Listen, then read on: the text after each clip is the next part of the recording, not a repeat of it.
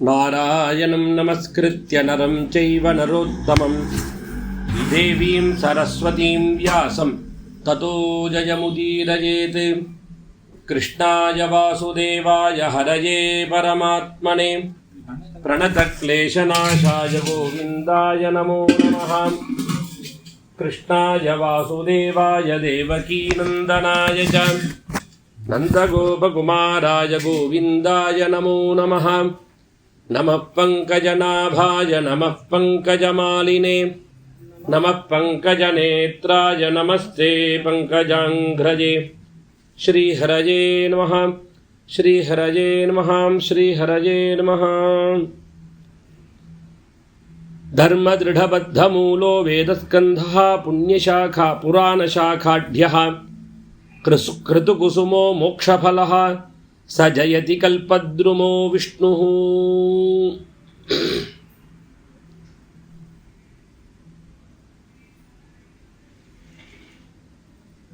பகவான் லோகத்தில் ஜனங்களுக்கு பலவிதமான தர்மங்களை புகட்டுவதற்கோசரம்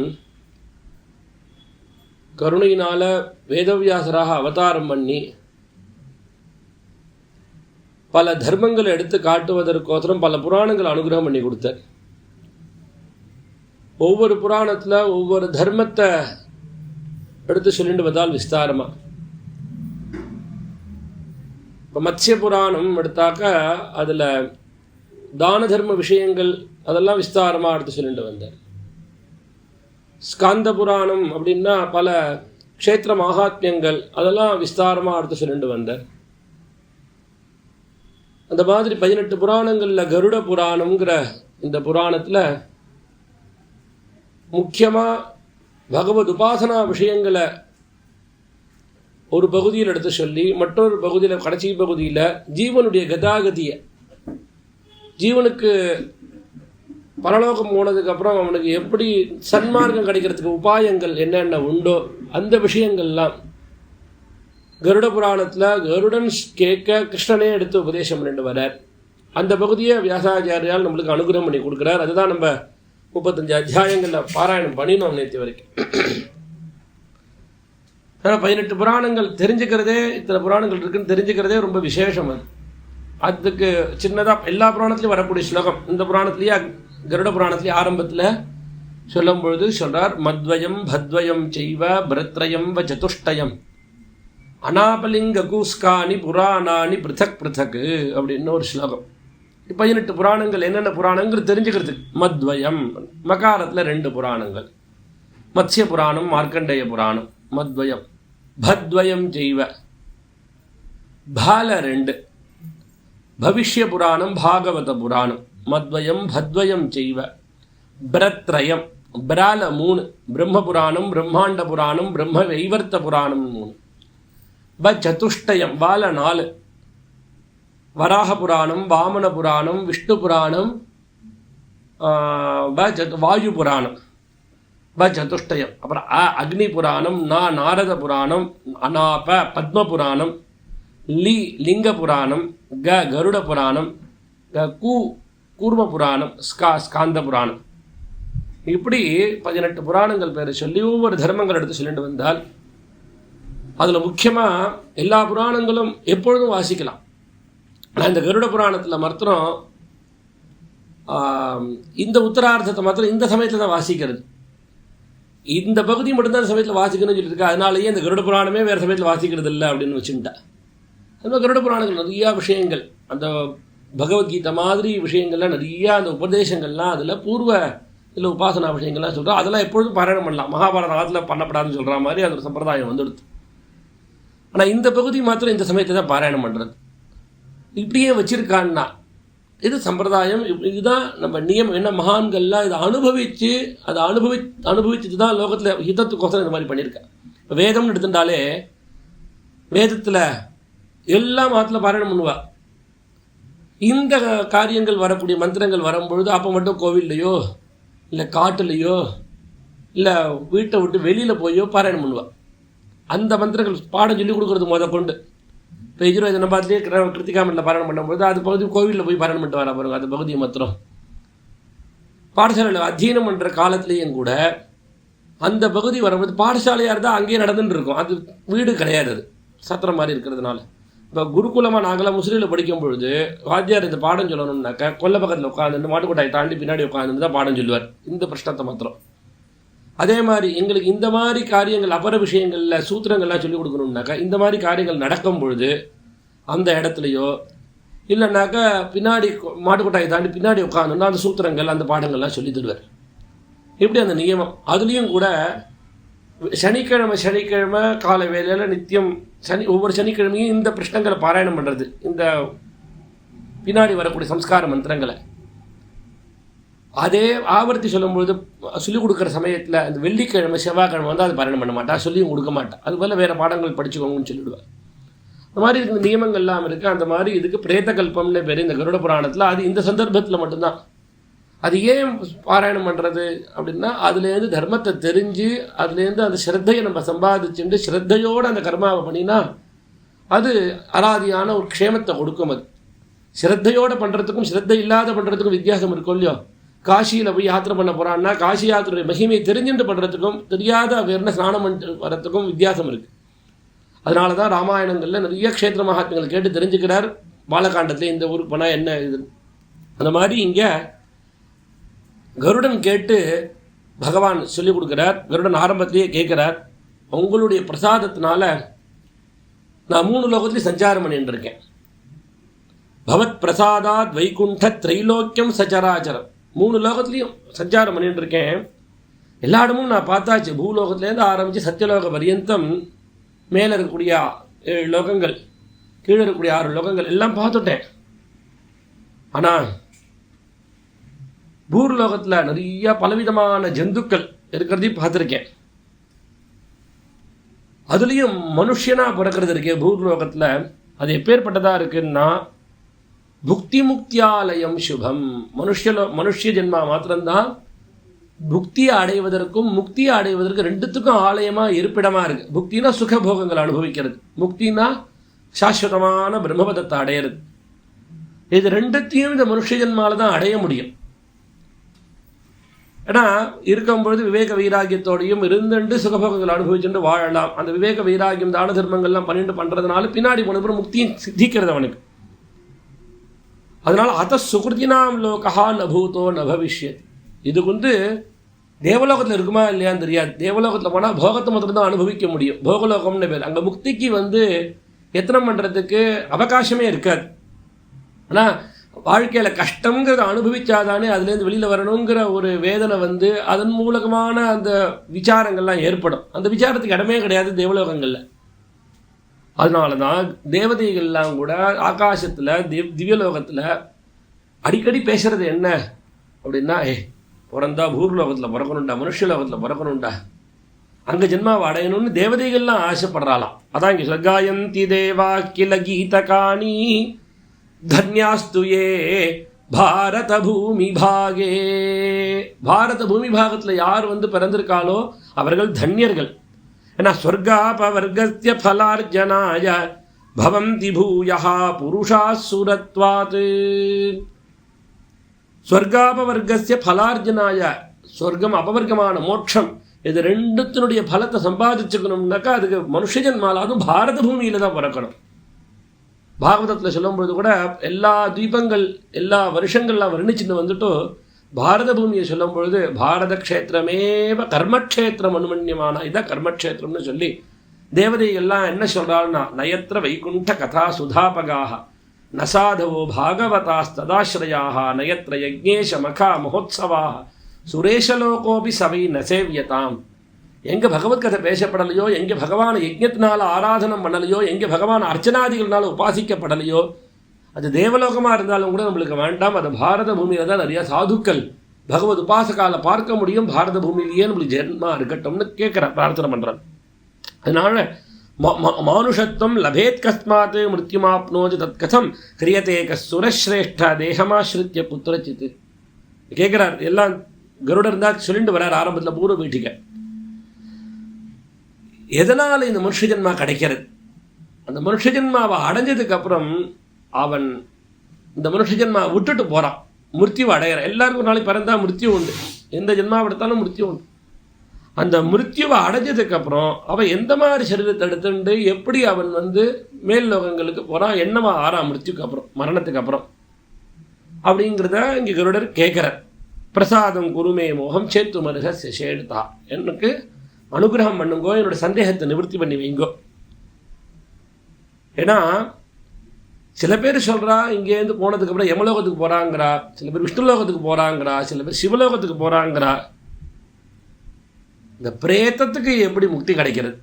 இந்த பிரேத்தம் அப்படின்னாலே இதம் என்ன பிரேத்தம்னா ஏதோ பிசாஜுன்னு அந்த மாதிரி ஒரு கணம்னு நினச்சிக்க வேண்டாம். பிரேத்தம்னு அந்த சப்தத்துக்கு என்ன அர்த்தம்னா இங்கேருந்து கிளம்பி போயிடுது மனசு. சரீரம் இல்லாத மனசுக்கு தான் பிரேத்தம்னு பேர், சரீரத்தோடு கூடின மனசுக்கு மனுஷன்னு பேர், அவ்வளோதான். அதனுடைய முக்தி எப்படி கிடைக்குங்கிறத எனக்கு சொல்லுங்க. எனக்கு கேட்டதுமே கிருஷ்ணன் சொல்கிறார், அப்பா நீ கேட்ட கேள்வி உனக்கு மாத்திரம் இல்லை, லோகத்துக்கே உபகாரமான கேள்வி. அவன் ஒவ்வொருத்தருக்கும் வரக்கூடிய சந்தேகம் தான் இது. இப்போ ஒருத்தர் நம்மளை விட்டு பிரிஞ்சு போயிட்டான்னு அப்புறமா அவள் என்ன ஆறா அப்படிங்கிறது தெரிஞ்சுக்கிறதுக்கு ஆவலோடு தானே இருப்பான். இதை தெரிஞ்சுக்கிறதுனாலேயே அது ஒரு பெரிய ஞானம் இவனுக்குள்ளே உண்டாருது. அதனால தான் மரணத்துக்கு அப்புறம் என்ன நடக்கிறது அப்படிங்கிறதே ஒரு உபனிஷத்து முழுக்க விசாரம் பண்ணிட்டு வந்தது. ஆனால் கட்டோபனிஷத்து முழுக்க அப்படி தான். இந்த கட்டோபனிஷத்து யமதர்மராஜாட்ட நச்சிகேதஸ் சின்ன குழந்தை, அந்த கதை உங்களுக்கு தெரியும். நச்சிகேதஸ் அந்த சின்ன பையன், அவள் அப்பாவுக்கு வாஜஸ்ரவசன்னு பேர், அன்னதானம் பண்ணி பேர் போனவர், யாகங்கள் பண்ணிட்டு இருக்கார், எல்லாத்தையும் தானம் பண்ணுறது. குழந்தைய விட்டு தானங்களை கொடுக்க சொல்கிறார். அந்த மாடெல்லாம் தானம் பண்ணுற எப்படின்னா பீத்தோதகாஹா ஜக்தத்ரணாஹா துக்ததோஹாஹா நிரிந்திரியாஹா. இனிமேல் பாலே குடிக்காது, இனிமேட்டு புல்லே சாப்பிடாது, பாலே கறக்காது, இன்னும் கண்ணு போடாது, அந்த மாதிரி மாட்டெல்லாம் தானம் பண்ணுறார். என்ன பிரயோஜனம்? இந்த பையன் கேட்டால் பிரயோஜனம் இல்லாததெல்லாம் கொடுக்குறாரு. இந்த பையனுக்கு கருணையா ஆச்சாரியால் சொல்கிறார். கருணை என்னன்னாக்கா இந்த மாதிரி பண்ணால் அப்பாவுடைய தானம் பிரயோஜனம் இல்லாததாக போயிடும். அதனால அந்த பையன் என்ன பண்ண, சின்ன பையன் தான், அவன் அப்பா நானும் பிரயோஜனம் இல்லாதவன் தானே இருக்கேன், என்ன யாரும் கொடுக்க போகிறான்னு தெரியலையேன்னு அவனுக்கு தோணினது. அப்பாட்டா தத்தா கஸ்மை மாந்தாசிய சீதி, என்ன யார் கொடுக்க போகிறேன்? ஒரு தடவை ஏதோ குழந்தை கேட்குறான்னு விட்டுட்டார். 2வது தடவை கேட்டான், 3வது தடவை கேட்டான், தித்தீயம் திருத்தீயம். கோபம் வந்துடுது அவருக்கு. என்ன இத்தனால சாப்பிடாத உபவாசம் இருந்து யாகம் பண்ணிட்டு இருக்கார்.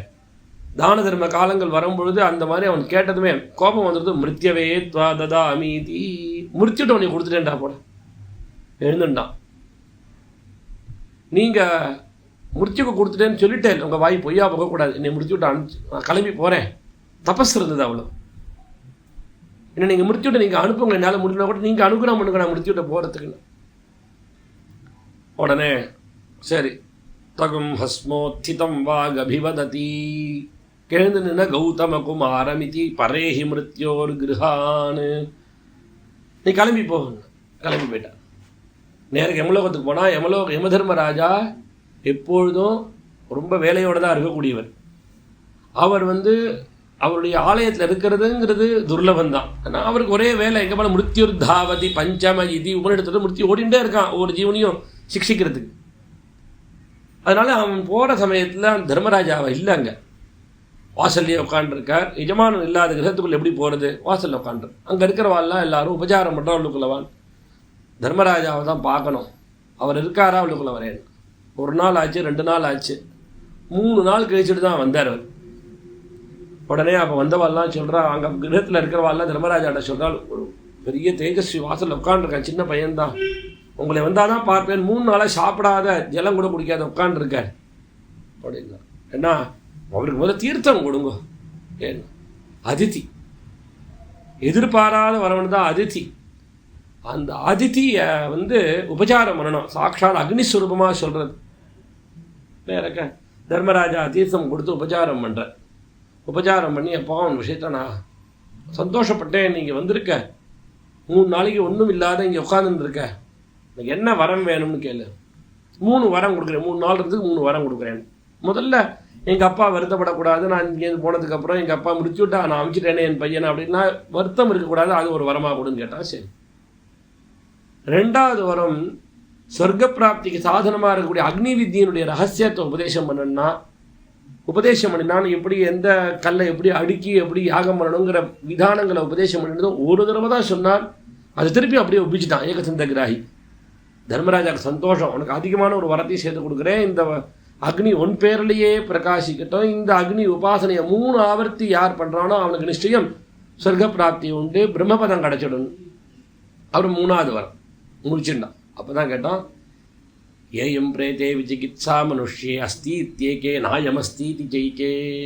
மனுஷலோகத்தில் இங்கேருந்து கிளம்பி போனதுக்கப்புறம் சில பேர் சொல்கிறா இல்லைங்கிறான், அவன் போயிட்டாங்கிறான். சில பேர் இல்லை அவன் போகலாம், அவன் அந்த ஜீவன் வேற லோகத்தில் பிரயாணம் பண்ணிட்டு இருக்குங்கிறா. இதனுடைய ரகசியம் என்ன? தர்மராஜா சிந்தனையே பண்ணி பார்க்கல, இந்த மாதிரி கேள்வி கேட்பான்னு. அவர் தர்மராஜா தூக்கி வாரி போட்டது. அவர் சொன்னார், அப்பா சரிப்பா, இது விஷயம் மட்டும் மரணம்னு பிராட்சி, மரணத்தை மாத்திரம் கேட்காத என் இடத்துல, அது தவிர வேறு என்ன வேணாலும் கேள்வி உனக்கு தரேன். 3வது வரம் மரணத்தை தவிர எதை வேணாலும் கேள்வி. பார், நிறைய கிராமங்கள், நகரங்கள், இந்த ஆயத்தனம், இந்த பெரிய பூமி எல்லாம் நீ கேட்டுக்கோ, உனக்கு தரேன். அதில் நிறைய ஹிரண்யங்கள், கோக்கள் எல்லாம் உனக்கு தரேன்.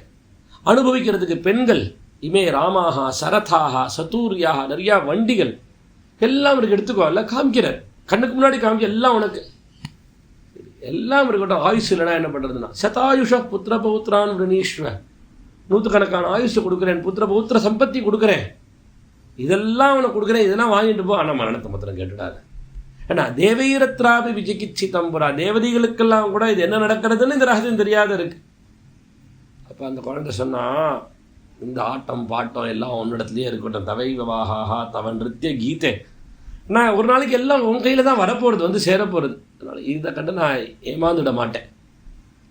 இந்த நச்சிகேதனாக இருக்கிறவன் 3வது வரம் இந்த மிருத்யுக்கு அப்புறம் என்ன ஆச்சுங்கிறது தெரிஞ்சுக்கிறது தான். எப்போ தேவதைகளுக்கே அது வந்து தெரிஞ்சுக்க முடியாத விஷயம்னு சொல்கிறியோ, அப்போ உனக்கு தெரிஞ்சுன்னு இருக்கு. அதனால தானே நீ எப்படி சொல்கிற, எனக்கு நீ அதை தான் காமிச்சு கொடுக்கணும் ரொம்ப ஆக்ரகத்தோடு கேட்டதுமே. அப்போ தான் தர்மராஜா தட்டி கொடுத்து, உடனே மாதிரி எனக்கு நிறையா சிஷ்யன் வரட்டும்பா. ஏன்னா அவனை பரீட்சை பண்ணுறதுக்கு இதெல்லாம் காமிச்சு கொடுத்தாரு. அவனுக்கு வாஸ்தவமாக தெரிஞ்சுக்கணுங்கிற ஆசை இருக்கா. அப்போ சொல்கிறார், பல பேரும் என்ன பண்ணுவான்னா, லோகத்தில் ஸ்ரேயஷ்ட பிரேயஷ்ட மனுஷ்யமேதே, ஸ்ரேயஸ் பிரேயஸ்ன்னு 2 மார்க்கம் உண்டு. பெரும்பாலும் பல பேரும் பிரேயோ மார்க்கத்தில் விழுந்துடுவா. பிரேயோ மார்க்கம்னா லௌகிக விஷயங்கள், லௌகிக சுகபோகங்கள், இதுக்கு பிரேயோ மார்க்கம்னு பேர்.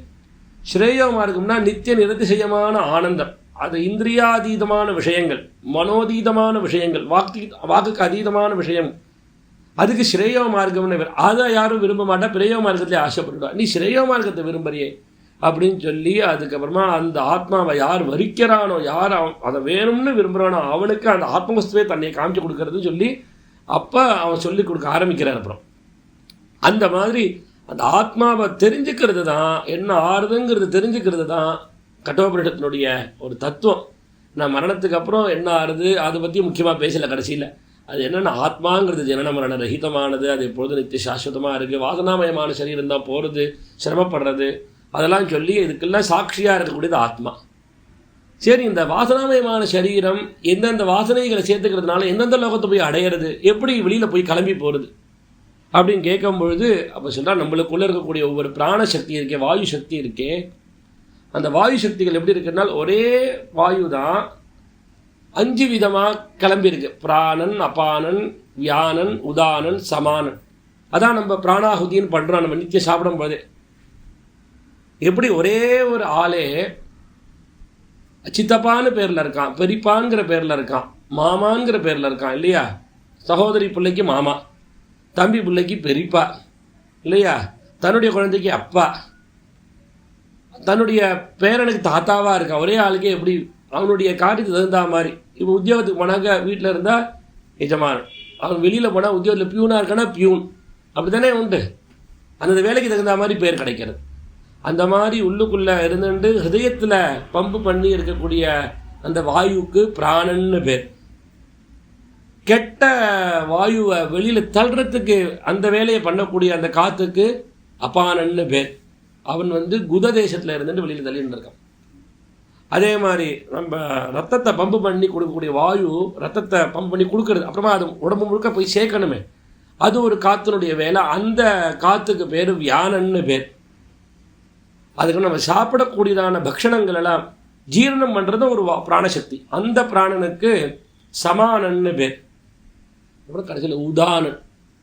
அந்த உதானங்கிறவன் தான் வாசனாமயமான சரீரத்தை தூக்கிட்டு போகக்கூடிய ஊத்துனா மேல் நோக்கி போகக்கூடிய பிராணன். அது பிராணன் போகிற சமயத்தில் பார்த்தீங்கன்னா இந்த கழுத்தில் அப்படியே தொண்டையில் அப்படி தெரியும், மேலே அப்படியே மேலே போய்ட்டு நின்றுடும் அந்த பிராணன். ஆனால் அந்த மாதிரி தான் பார்த்தேன். போன வருஷத்துக்கு முந்தின வருஷம் தியாகராஜர் ஆராதனை அன்னைக்கு வேதரட்சண டெஸ்ட்டில் பரீட்சா அதிகாரியாக போக சொன்னான். ஓசூரில் அந்த நொச்சூர் சாமிகள் இருக்கிற ஆசிரம பாடசாலையில். அங்கே ஒரு பெரியவர் சன்னியாசியாக இருந்தார்.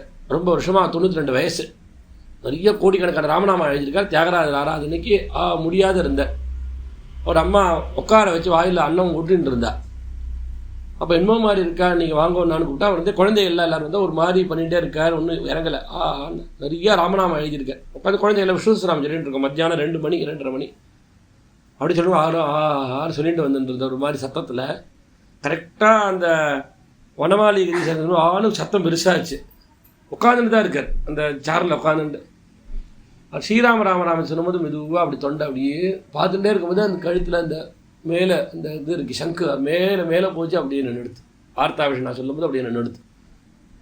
அதுக்கப்புறம் அவர் உட்கார வச்சு அதிஷ்டானம் வச்சுட்டு வந்தது. அந்த மாதிரி அப்போ பார்த்தது. அப்போ உதாரணம் கேட்டிருக்கோம். அப்போ நேரக்க பார்க்கும்போது தெரியுது அந்த கழுத்தில் அப்படியே அந்த பிராணன் மேலே போடுது. அதான் வாசனாமயமான சரீரத்தை தூக்கிட்டு போகிறது வழியில். அந்த பிராணனுக்கு உதாரணன்னு பேர். இது ஆச்சாரியால் சொன்னால் அந்த வேலையை ஹிருதி சொன்ன விஷயத்தை ஆச்சாரியால் சொன்னால் ஹிருதி பிராணோ குதே பானஹா சமானோ நாபிமண்டலே உதான கண்டதேசஸ்தா வியான சர்வசரீரகா. அத்தகையான அந்த சரீரத்தை எடுத்துட்டு போகிறது.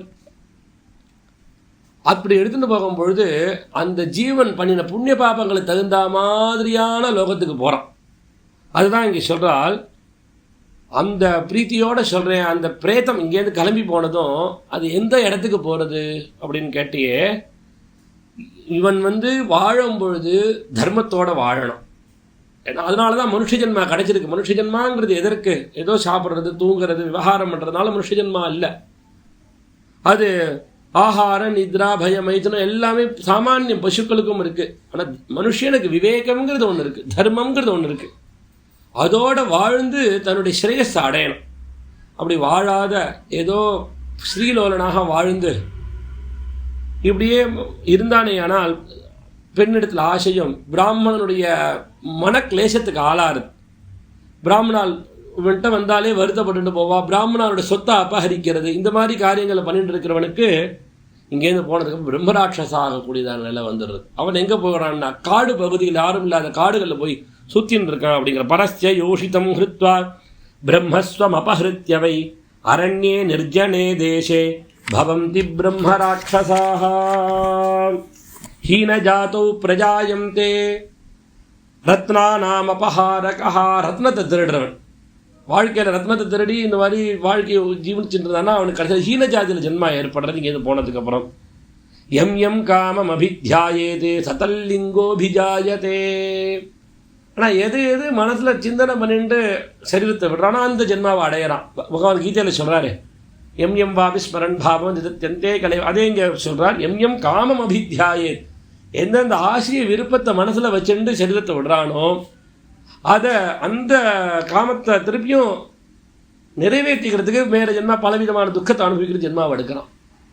அதனால தானே தென்னாலிராமன் கதையில் சொல்வாள், எங்கள் அம்மா வந்து மாம்பழம் கேட்டு ஆசைப்பட்டுட்டு போனால் தங்க மாம்பழம் எல்லாருக்கும் கொடுக்கணும்னு சொல்லி ராஜாவுக்கு ஏற்பாடு பண்ணால். அப்போ தென்னாலிராமன் எங்கள் அம்மா வந்து நல்லா கேட்டான்னு தங்க கம்பால் அடிக்கிறேன்னு பழுக்க அடிக்கிறேன் நான்.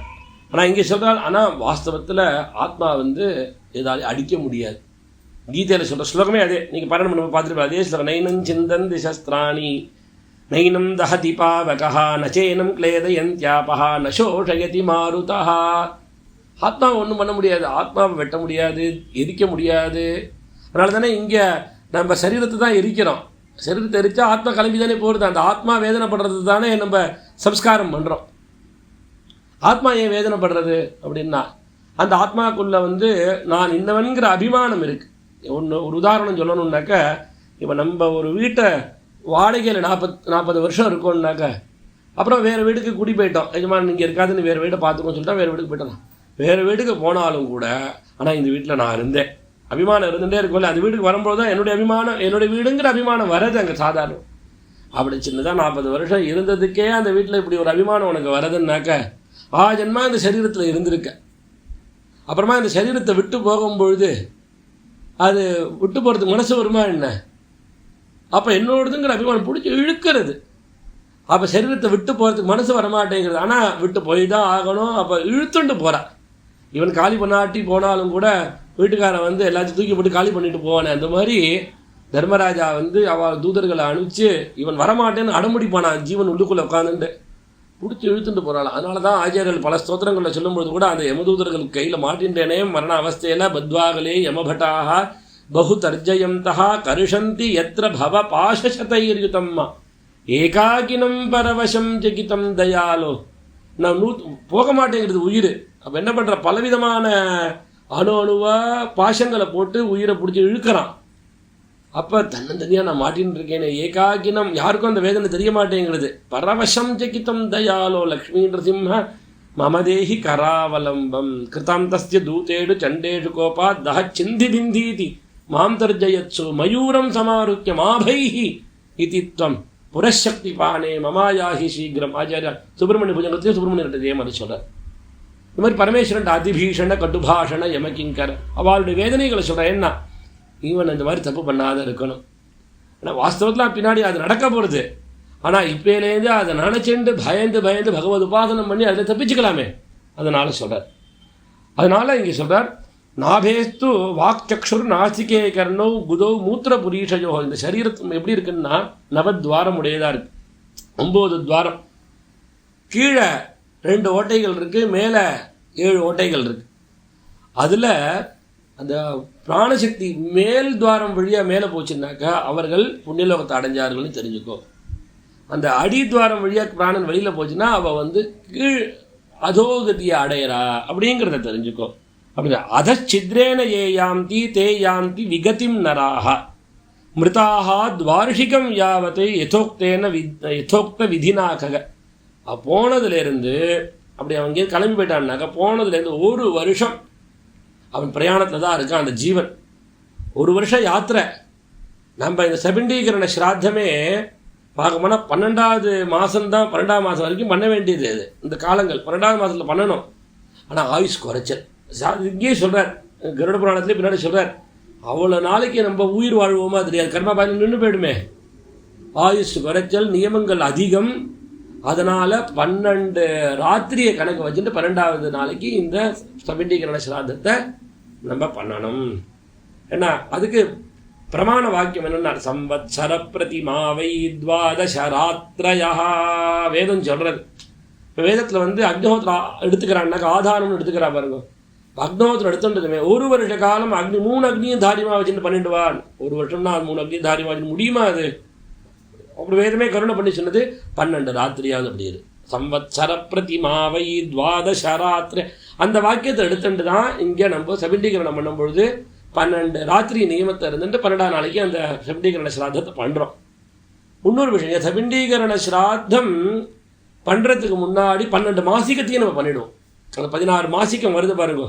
அந்த 3ஆம் மாசிகத்துலேருந்து ஆரம்பித்து அந்த சாப்திக பரியந்தம் இருக்கக்கூடியதான ஸ்ராத்தத்தை ஆகர்ஷணம் பண்ணி அந்த ஷோடச மாசிக்கம்னு 3லாம் சேர்த்து முதல்ல பண்ணிவிடுவார். அப்புறமா தான் சபிண்டீகரணத்துக்கு அதிகாரித்துவமே வரது. ஏன்னா 1 வருஷ காலம் சம்ஸ்காரம் என்ன உண்டோ அதை பண்ணிட்டு தான் சபிண்டீகரணத்தை பூர்த்தி பண்ணுறான். அதுக்கப்புறமா வரக்கூடிய மாசிக்கு பண்ணி ஆகணும். அந்த மாதம் அப்படின்னா பண்ணியாச்சு, அதை விடக்கூடாது 1 வருடம். ஏன்னா இது வந்து உன்னுடைய ஆபன் நியமம். இது அவசரத்துக்கோசரம் இது பண்ணி வச்சுக்கிறது. அப்புறமா அந்தந்த சமயத்தில் அண்ணன் திதியில் ஒழுங்காக மாசிகத்தை பண்ணணும். அப்போ அனுமாசிக்கம்னு பேர். இங்கே பண்ணது மாசிக்கம்னு சொல்லிடுவா. அனுமாசிக்கம்னா பின்தொடர்ந்து மாசிக்கத்தை பண்ணுறேன், அது பண்ணியாச்சு திருப்பி நான் அது பண்ணுறேன், அனுமாசிக்கம். இப்போ ஒரு சந்தர்ப்பத்தில் இப்போ ஒரு 6 மாதம் ஆயிடுத்து, ஆற்றுல ஒரு கல்யாணம் பண்ணுறா, ஏதோ ஒரு கல்யாணமோ பூனலோ பண்ணிக்கிறான்னாக்கா அவசரமாக, அப்போ நாந்தி பண்ண வேண்டியது வரும். அப்போ என்ன பண்ணுறது, அப்போ ஒரு வாட்டி ஆகர்ஷணம் பண்ணி மீதி இருக்கக்கூடியதான மாசிக்கங்கள் ஆகர்ஷணம் பண்ணிட்டு அப்போ அந்த நாந்தியை பண்ணி மேலே அந்த உபநயன சம்ஸ்காரம். அப்போ அதுக்கப்புறமா என்ன பண்ணணும், வரக்கூடிய மாசிக்கலாம் அன்வனு மாசிக்கம் அப்படின்னு சேர்த்துக்கணும். ஏன்னா அனுமாசிக்கம் சேர்த்துன்றதா அது ஏற்கனவே இன்னொரு தடவை ஆகர்ஷணம் பண்ணிட்டான். இப்போ அன்வனு மாசிக்கம் சேர்த்து பண்ணிக்கணும், அப்பையும் விடக்கூடாது அதை. இப்படி அந்த 1 வருஷம் பண்ணக்கூடிய காரியம். ஆனால் 1 வருஷம் முழுக்கவே அது பண்ண வேண்டியது. நித்தியமே ஸ்ராத்தம். ஒரு நாள் கூட பித்திருக்கள் ஆராதனை பண்ணாத இருக்கணும். ஏன்னா நித்தியமே நம்ம சாப்பிட்றோம் இல்லையா, அவளும் யாத்திரைக்கு போயின்னு இருக்கா, அவளுக்கு சாப்பாடு கொடுக்கணுமே, அதுக்கு தான் அது பண்ணிட்டு வர்றது. அதான் இங்கே சொல்கிறால், காரியாணி சர்வகர்மாணி நிர்தனீரப்பி மானுஷை. பணமே இடத்துல இல்லைன்னா கூட உன்னால் முடிஞ்ச பரியந்தான் அது பண்ணியாகணும், விட்டுவிடக்கூடாது. என்ற ஒன்றும் இல்லைன்னு விடக்கூடாது, கடன் வாங்கியாவது பண்ணும். எங்கள் வாத்தியார் சொல்லுவார், முசிறி பெரியவர் சொல்லுவார், அந்த ஜீவன் போனதுக்கப்புறம், போகிறதுக்கு முன்னாடி பண்ணுற பாப்பத்தெல்லாம் பண்ணிடுறான், போனதுக்கப்புறம் அந்த தலைமாடு கிட்ட உட்காந்து ஒன்று அழுமா. நம்ம போன அன்னைக்கு தானங்கள்லாம் பண்ணுறோம் பாருங்க, பார்க்க போனால் அது இருக்கிறப்பயே பண்ணிக்கணும். அதுவும் இங்கே சொல்லிட்டு வர்றாரு, இருக்கும்போது தானங்கள்லாம் பண்ணி முடிச்சிடும். அப்படி இருக்க முடியலையா, போனதுக்கப்புறம் அவனுக்கு பிரதிநிதியாக புத்திரனாவது பண்ணணும். அதுதானே புத்திரன்னு இருக்க. புத்திரன்கிறது எதற்கு, இவனை நரகத்திலேருந்து இவனை காப்பாற்றுறது. புண்ணாம்னோ நரகா திராயதே இது புத்திரஹா.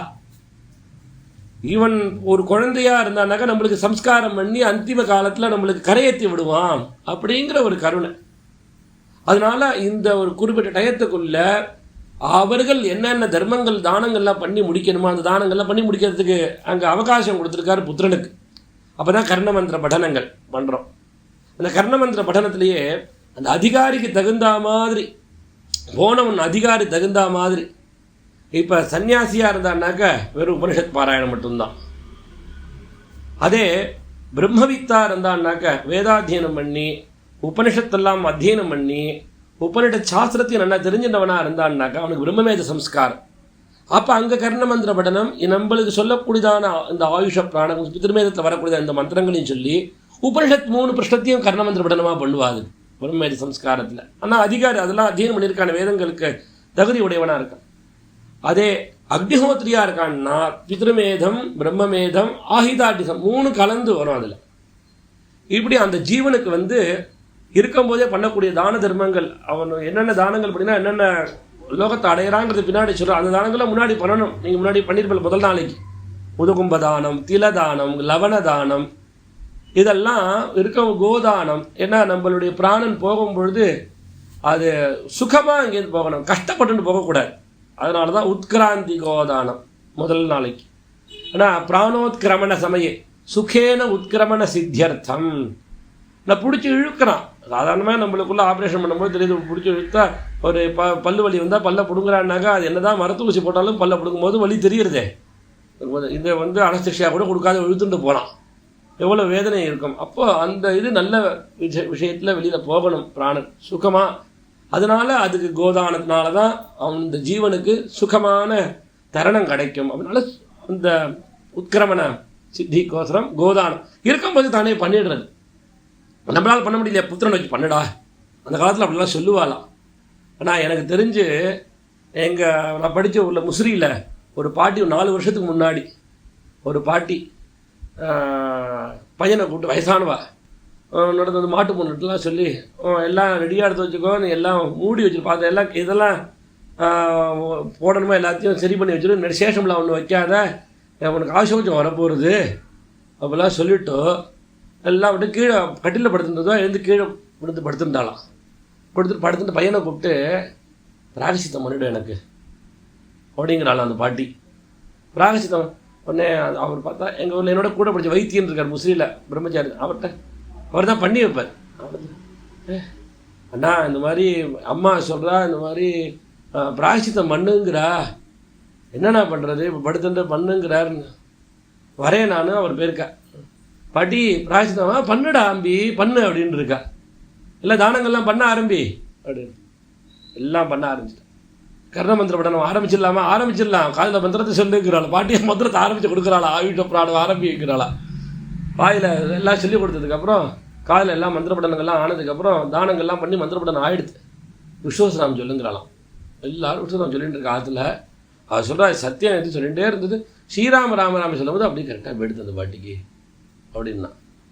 ஆனால் புண்ணியாத்மாக்கள் அவளுக்கு தெரியறது இந்த மாதிரி நடக்க போகிறது அப்படின்னு.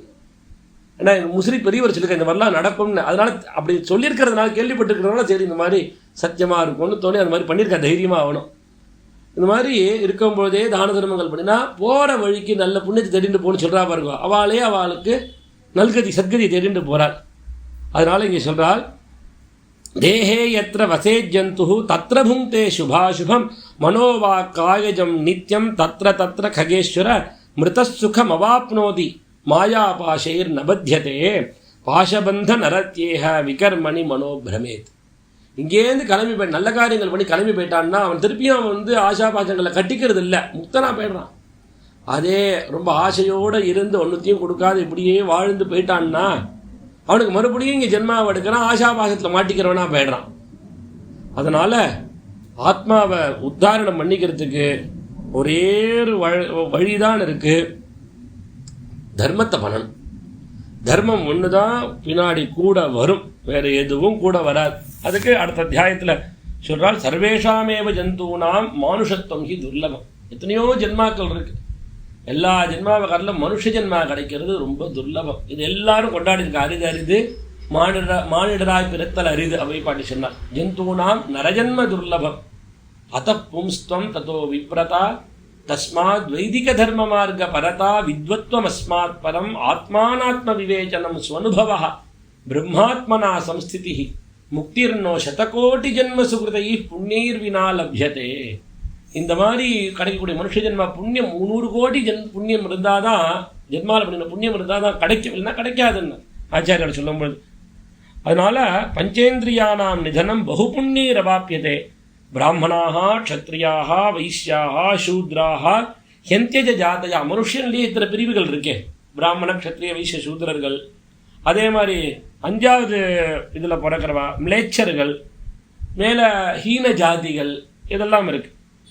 எல்லாம் இருந்தாலும் ஆனால் மனுஷன்னு பிறந்தாலே விவேக புத்திங்கிறது இருக்குது. இப்போ நான் சொன்ன ஆஹார நித்ரா பயம், இதே ஸ்லோகம் இருக்கு, ஆஹாரோ மைதுனம் நித்ரா பயம் குரோத ததைவச்ச சர்வேஷாமேவ ஜந்தூனா. இதெல்லாம் சாப்பிட்றது, தூங்கிறது, ஒரு ஸ்திரீ ஜாதியை பார்த்து காமத்தில் முழுகிறது, இது எல்லாமே உன்னை பார்த்து பயப்படுறது சாமானிய ஜந்துக்களிடத்துலையும் இருக்குது, மனுஷன்ட்டையும் இருக்குது. இப்போ மனுஷனை மாத்திரம் துர்லபம்னு ஏன் சொல்கிறான்னாலும் மனுஷனிடத்தில் விவேகம் இன்னொன்று இருக்குது, பிரித்து பார்க்குறது, இது நல்லது கெட்டதுன்னு பிரித்து பார்த்து நல்லதில் மனசை செலுத்துறது, அது மனுஷனால் மட்டும்தான் முடியும். அதனால தான் தேவதா சாதாரணமாக யார் உயர்வானவர்கள் அப்படின்னா, சாதாரண ஸ்தாவர ஜங்கமத்தை காட்டிலும் ஜங்கமம் வசத்தி. அந்த ஜங்கமத்திலேயே இந்திரிய வேத்தியமான பிராணிகள் வசத்தி. இந்திரிய வேத்தியமான பிராணிகள்லையும் பலகால் பிராணிகள் இருக்காள், தேஷாம் பகுபதா சிரேஷ்டாக. அதுலேயும் சதுஷ்பாதா, அதுலேயும் 4 கால் பிராணி வசத்தி. அதுலேயும் 2 கால் பிராணி வசத்தி. அதுலேயும் தேஷாம் பிராமண உத்தம பூதானாம் பிராணின சிரேஷ்டாக பிராணினாம் மதிஜீவின புத்திவத்சு நராசிரேஷ்டாக நரேஷு பிராமணா ஸ்மிருதாக. அந்த மனுஷாளுக்குள்ளே பிராமணால் வசத்தி. பிராமணேடுஜ வித்வாம்சோ வித்வத்சு கிருத்தபுத்தய. அந்த பிராமணாளுக்குள்ளே நல்ல படிப்பறிவர்கள் உடையவர்கள். அதுலேயும் அந்த படித்த படிப்பில் என்ன விஷயங்கள் சொல்லியிருக்கோ அதை ஆச்சரணைக்கு கொண்டு வந்தவர்கள் வசத்தி. அதோட கிருத்தபுத்திஷு கர்த்தாரா கர்த்திருஷு பிரம்மவாதினா. அந்த கர்மா பண்ணுறவாளை காட்டிலும் பிரம்மவாதிகள் இருக்காளே, சதா சர்வகாலமும் உபனிடஜன்யமான வாக்கியங்களை பேசிட்டு உபனிட தத்துவத்தையே விசாரம் பண்ணிட்டு இருக்கிறவா அவள் ரொம்பவே வசத்தி. மானுஷ்யத்துவம் எஸ் சமாசாத்திய சொர்க்கமோட்ச பிரசாதகம் துவயோர்ன சாதையே தேகம் தேனாத்மா வஞ்சித்தோ துருவம். ஏன்னா மனுஷனா பிறந்தாச்சுன்னா அவனுக்கு மோட்சத்துக்கு எவ்வளவு துவாரங்கள் உண்டோ அத்தனை துவாரங்களும் திறக்கப்பட்டதாக இருக்கு. பாருங்க, பக்தி மார்க்கம், முக்தி மார்க்கம், உபாசனா மார்க்கம், இந்த மாதிரி பலவிதமான மோட்சோபாயமான மார்க்கங்கள் எல்லாம் திறந்து வச்சிருக்கு. இவ்வளவு திறந்து வச்சிருக்கக்கூடியதான சுலபமான இந்த மனுஷ ஜென்மாவை அடைஞ்சு அதை அடைய முடியும். அதுக்கு எத்தனை பண்ணாத, அதை அடையாத இவன் எத்தனை பண்ணாத தான் லௌகிக விஷயத்தை ஈடுபட்டு இருந்தானே, ஆனால் அவனை என்ன சொல்றது, அவன் ஆத்மதுருகி, அவன் தன்னையே தனக்கு துரோகம் பண்ணிண்டவன் அப்படின்னு தான் சொல்லணும் அப்படிங்கிறார் இங்க. மானுஷ்யத்துவம் எஸ் சமாசாத்திய சொர்க்கமோட்ச பிரசாதகம் துவயோர்ன சாதையே தேகம் தேனாத்மா வஞ்சித்தோ துருவம். அவன் தன்னையே தான் வஞ்சிச்சுக்கிறான். ஏன்னா ஆசைங்கிறது யாரை விட்டது? ஏன்னா எனக்கு இதில் ஆசையாக இருக்கே, பார்க்கறக்கூடிய பொருள் ஆசையாக இருக்கே, அது காணாத வஸ்துவை நீங்கள் போய் சொல்ல விவேகம் வைராக்கியம்லாம் யாரு கண்டா? அதில் வரக்கூடிய ஆனந்தத்தை யாரு கண்டா? கண்ணுக்கு முன்னாடி சுகங்களை பார்க்குறோம், வாஸ்தவம் தான்பா. கண்ணுக்கு முன்னாடி பார்க்கறதுல ஆசை வச்சா அந்த ஆசைக்கோர் அளவில்லை. இந்த அகிலமெல்லாம் ஜெகம் ஆண்டோம், இந்த லோகம் முழுக்க ஆண்டாலும் கூட ஆசைக்கு அளவே கிடையாது. ஒருத்தனுக்கு ஒரு 100 ரூபா கிடச்சதுன்னாக்க 1000 ரூபா வச்சுருக்கிறவனை பார்த்தா ஆசை வருது. 1000 ரூபா கொடுக்குறவனை பார்த்தா அவனுக்கு 1000 ரூபா கொடுத்தா எனக்கு 100 ரூபா தானே கொடுத்தாலே, எனக்கு 1000 ரூபா கிடைக்கலையே, 1000 ரூபா கிடைச்சா தேவையில்லை ஆசை வருது. இச்சதி சதி சாஹசிரம் சாஹஸ்ரீ லக்ஷமீஹதே. 1000 ரூபா ஒருத்தர் கிடைச்சாக்க இன்னொருத்தர் 1,00,000 ரூபா கொடுத்தா எனக்கு அந்த 1,00,000 ரூபா வரலையே, எனக்கு 1,00,000 ரூபா கிடைச்சா தேவலாமே, ஆசை வரது. லக்ஷமீஹதே. கர்த்து லக்ஷாதிபதி ராஜ்யம். அந்த லக்ஷாதிபதியாக இருக்கிறவன் ஒரு ராஜாவை பார்த்தா எனக்கு அந்த ராஜாவாக இருக்கக்கூடிய தகுதி எனக்கு இருந்தால் தேவலாமேன்னு ஆசை வருது. ராஜ்யேபி சகல சக்கரவர்த்தித்வம். ராஜ்யம் கிடைச்சிருதுன்னா எனக்கு சக்கரவர்த்தி பதம் கிடைச்சா தேவலாமே அப்படிங்கிற ஆசை வருது. சக்கரதரோபி சுரத்வம். அந்த சக்கரவர்த்தி பதம் கிடைச்சதாக்கா இந்திர பதவி கிடைச்சா தேவலாமே. தைத்திரிய புனிடத்தை சொல்லிட்டு வருதே, தயேகோ மானுஷ ஆனந்தா தேயே சதம் மானுஷா ஆனந்தாக ஸ்ரோத்ரியத்யஜா காமஹதஸ்ய வருஷம். ஆசைக்கு அளவே மேலே மேலே இவனை கண்டு கடைசியில் எங்கட ஆசை முடியறதுனால் அந்த பிரம்ம தத்துவத்தை உணர்ந்தால் ஆசைகள்லாம் அடங்கி போயிடுறது. சயேகோ பிரம்மண ஆனந்தான்னு கடைசியில் முடியாது. ஆனால் இங்கே சொல்கிறார் சக்கரதரோபி சுரத்வம். சக்கரவர்த்தியாக இருந்தால் நான் இந்திரனுடைய பதவி அடைய மாட்டேனாங்கிற ஆசை. சுரத்வ லாபே சகல சுரபதித்வம். அந்த தேவபதம் கிடைச்சிருதுனாக்க நான் இந்திர பதவி கிடைக்காதா, இந்திரனுக்கும் தலைவனாக இருக்கக்கூடிய பதவி எனக்கு கிடைக்காதான்ங்கிற ஆசை. பவித்தும் சுரபதி ரூர்த்வகதித்வம் ததாபி ந நிவர்த்ததே திருஷ்ணா. ஆசைக்கு அளவே திருஷ்ணா போகவே போகாது. அதனால் திருஷ்ணைக்கு அடிமையாக ஆயிடாத, அதுக்கு இலையே கிடையாது. ஆத்மாதீன புமானு. ஆத்மாவுக்கு அதீனமாக நீ ஒன்றை தெரிஞ்சுக்கோ. ஏன்னா இந்திரியத்தை கட்டுப்படுத்து, இந்திரிய விஷயங்கள் பின்னாடி ஓடாத. கண்ணுக்கு காதுக்கு மூக்குக்கு அடிமையாக போய் ஒவ்வொரு ஜீவனும் ஒன்று அடையிறது, இழக்கிறது, உயிரியை இழக்கிறது. அது சொல்கிறார், குரங்க மாதங்க பதங்க மீனா ஹதாஹா பஞ்சபிரேவ பஞ்ச ஏக பிரமாதீச கதம் ஹன்யதே எஸ்ஸேவதே பஞ்சபிரேவ பஞ்ச. இதே ஸ்லோகத்தை நம்ம ஆச்சாரியர் விவேக சூடாமணியில் அது அண்ணா பஞ்சபிரேவ பஞ்ச பஞ்சத்வமாபு சப்தாதிபி பஞ்சபிரேவ பஞ்ச பஞ்சத்வமாபு ஸ்வகுணேன பத்தாக குரங்க மாதங்க பதங்க மீன பிருங்கானர பஞ்சபிரஞ்சித கிம். இதே அர்த்தம் அங்கேயும் சொல்கிறால், அந்த சப்தாதி விஷயங்களில் ஈடுபட்டு ஒவ்வொரு இந்திரியங்கள் பலமாக இருக்கிறதுனால ஒவ்வொரு பிராணியும் அந்த இந்திரியங்களுக்கு வசமாக போய் உயிரை இழக்கிறது. அதுக்கு உதாரணம் குரங்கம். குரங்கம்னா மான் காதுக்கு அடிமையாக போய் அப்படியே தன்னை இழக்கிறது. மாதங்கம் விட்டில் பூச்சி. அது மாதங்கம்னா யானை ஸ்பரிசத்துக்கு அடிமையாக போய் தன்னை இழக்கிறது.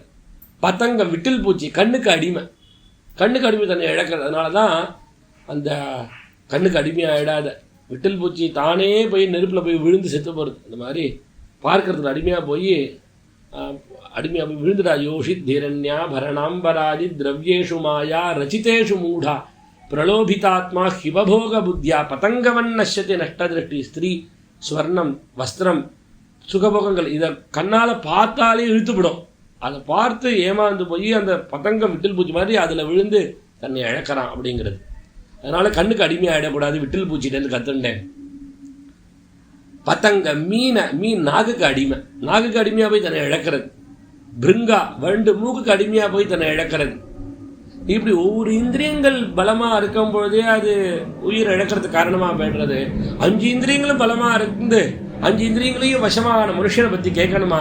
ஜாக்கிரதையாக இருக்க வேண்டாமா? அது சொல்கிறாருங்க, ஏக பிரமாதி ச கதம் நஹன்யதே எஸ்ஸேவதே பஞ்சபிரேவ பஞ்ச. ஒரு விஷயத்திலேயே தன்னை மறந்து அந்த விஷயத்துக்கு பின்னாடி ஓடும்பொழுது 5 விஷயங்களும் பலமாக இருக்கும் பொழுது இவனை பற்றி கேட்கணுமா? அதனால் ரொம்ப ஜாக்கிரதையாக இருப்பார். நான் பித்ரு மாத்ருமயா பால்யாவஸ்தை வந்ததுன்னாக்க பிறந்தாச்சுன்னா பால்யாவஸ்தையில் அப்பா அம்மா பார்த்துக்கிறா. அப்பா அம்மாவை சிந்தனை பண்ணிட்டு அப்பா அம்மாவுடைய தயவை எதிர்பார்த்துட்டு வாழலாம். அதுக்கப்புறம் யௌவனப்பிராயம் வந்துடுத்துனாக்க உடனே ஸ்திரீ சொத்தனா அங்கே ஈடுபடுறான். அது சொல்கிற ஆச்சாரியர் பஜகோவிந்தத்தை சொல்கிறாரு, பாலஸ்தாவத் கிரீடாசக்தா தருணஸ்தாவத் தருணீசக்தா விருத்தஸ்தாவத் சிந்தாசக்தா பரமே பிரம்மணி கோபின சக்தா. அதான் இங்கே சொல்கிறார், பித்ரு மாத்ருமயோ பால்யே யௌவனே தயிதாமயா. யௌவனத்தில் அந்த பெண் மயனாக இருக்கான். புத்திர பௌத்திரமய பஷாத், வயசானதுக்கப்புறம் என்னுடைய குழந்தை, என்னுடைய பேரன், அதில் ஆசை வார்த்தக்கியத்தில் இவாளை பற்றி ஆசக்தி உடையவனாக இருக்கான். நான் மூடா ஆத்மமய கொஞ்சது ஆத்மமயனா யாருமே இருக்க மாட்டேங்கிறானே, முட்டாளாக போயிடுறானே. ஏன்னா வெளியில் இருக்கக்கூடியதான லோகத்தினால ஜெயிலில் போட்டு வச்சுருக்கான்னா, கட்டு போட்டு வச்சுருக்கான்னா, சங்கிலிலாம் போட்டு கட்டு, அதை எப்போனாலும் அவுத்து விட்டுட முடியும். ஆனால் இந்த புத்திரதாரமயி பாசைகி, என்னுடைய மனைவி, என்னுடைய குழந்தைகள், என்னுடைய வீடுங்கிற அந்த பாசத்தில் கட்டுப்பட்டவனை அவுக்கிறது ரொம்ப கஷ்டமப்பா. அதனால் இதெல்லாம் நன்னா தெரிஞ்சுக்கோ. தெரிஞ்சுட்டு ஸ்ரத்தையோட புண்ணியத்தை சம்பாதிச்சுக்கிறதுக்கு அவன் இந்திரியங்கள்லாம் அவன் ஏமாத்தின்னு இருக்கு. அதனால் நீ கவனமாக இருந்துட்டு பிரமாதனா ஆயிடாத.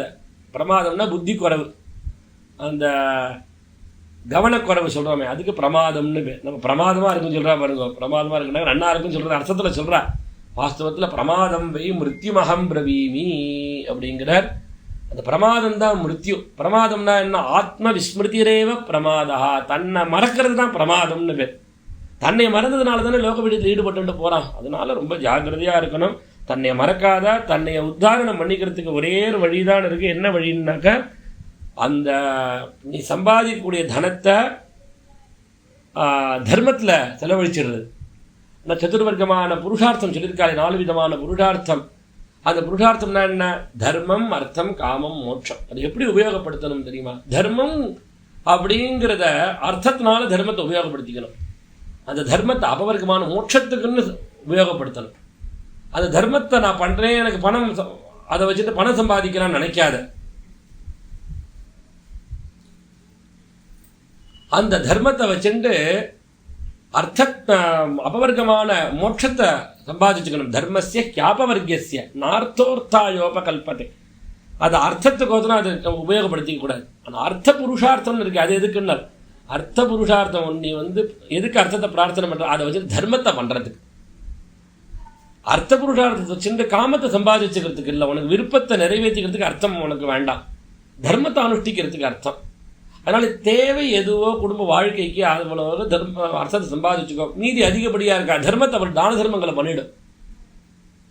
தர்மமாக மோட்சத்துக்கு சேர்க்கணும்.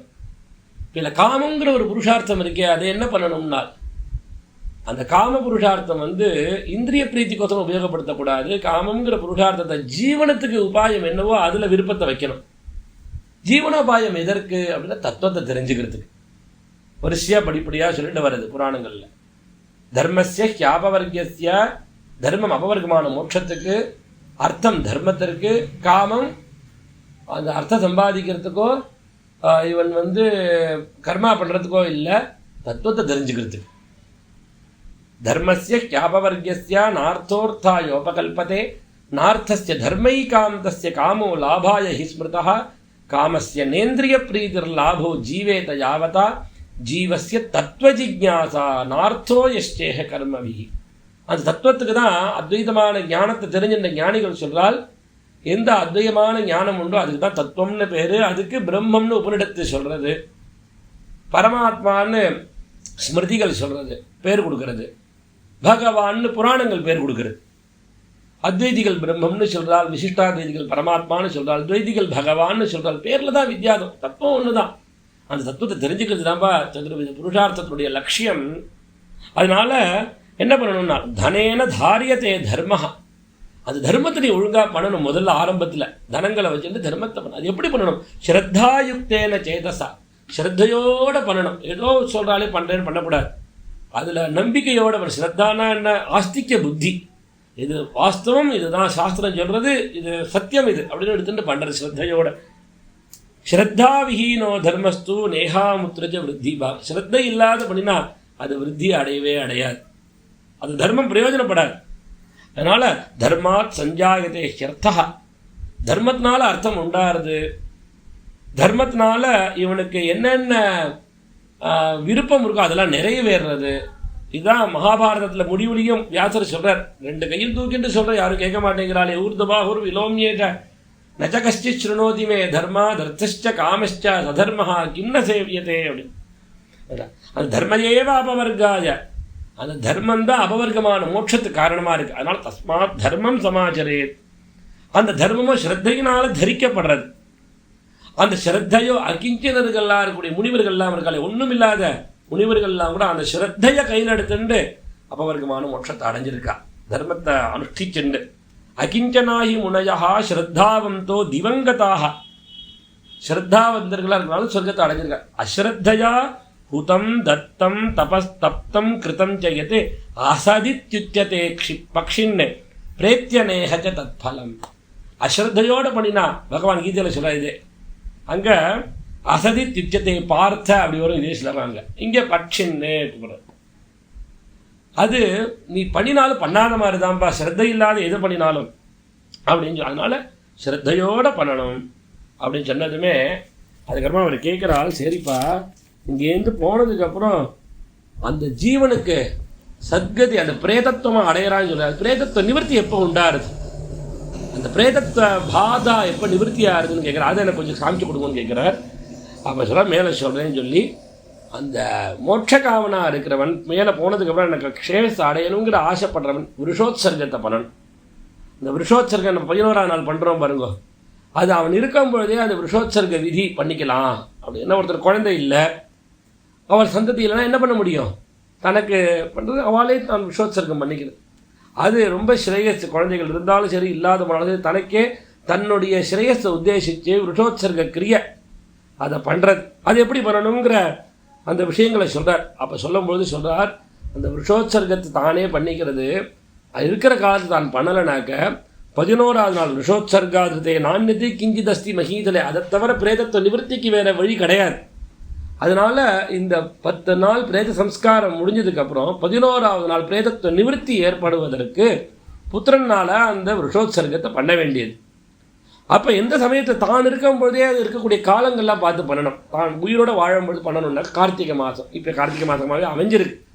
கார்த்திகை மாதத்தில் பண்ணுறது இல்லைன்னா உத்தராயணமாக இருக்கிறது, உத்தராயணத்தில் சுக்லபட்சத்தில் சுபமான புண்ணியமான நட்சத்திரங்களில் முதல்ல அந்த சுபமான பூஜைகள்லாம் செய்து அதுக்கப்புறமா அந்த விருஷோத்சர்கத்தை ஸ்ரீருத்ர ஆராதனை பண்ணி அந்த தான தர்மங்கள்லாம் பண்ணி அந்த விருஷோத்சர்க காரியத்தை பண்ணணும்.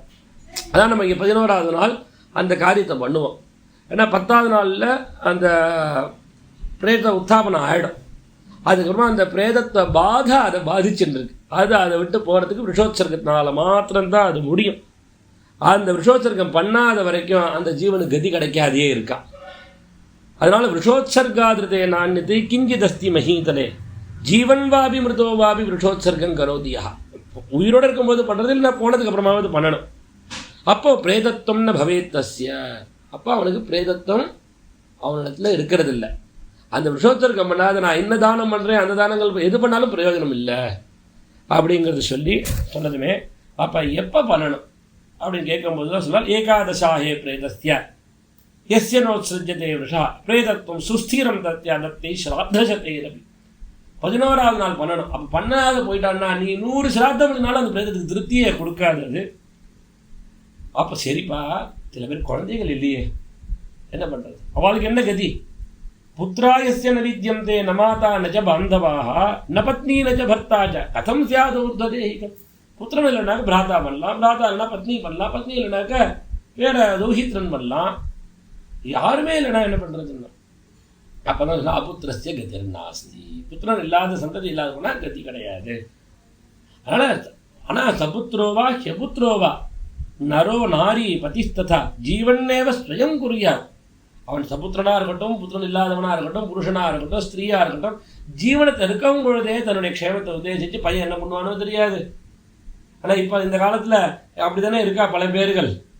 பையன் என்ன பண்ணுவானோ தெரியாது, என்ன அவன் வெளிநாட்டில் இருக்கான், அவன் ஸ்ரத்தை இல்லாத இருக்கான், திருப்பி அப்பா அம்மாவுக்கு போனால் சம்ஸ்காரம் கூட பண்ண வருவானே தெரிய மாட்டேங்கிறது. எங்களுக்கெல்லாம் என்ன கதி? சில பேர் நிறையா பேர் எங்கள்கிட்ட வந்து கேட்குற வெளியில் போகிற இடத்துலலாம் வயசாக எடுத்து அவளுக்கு பயம் வந்துடுறது.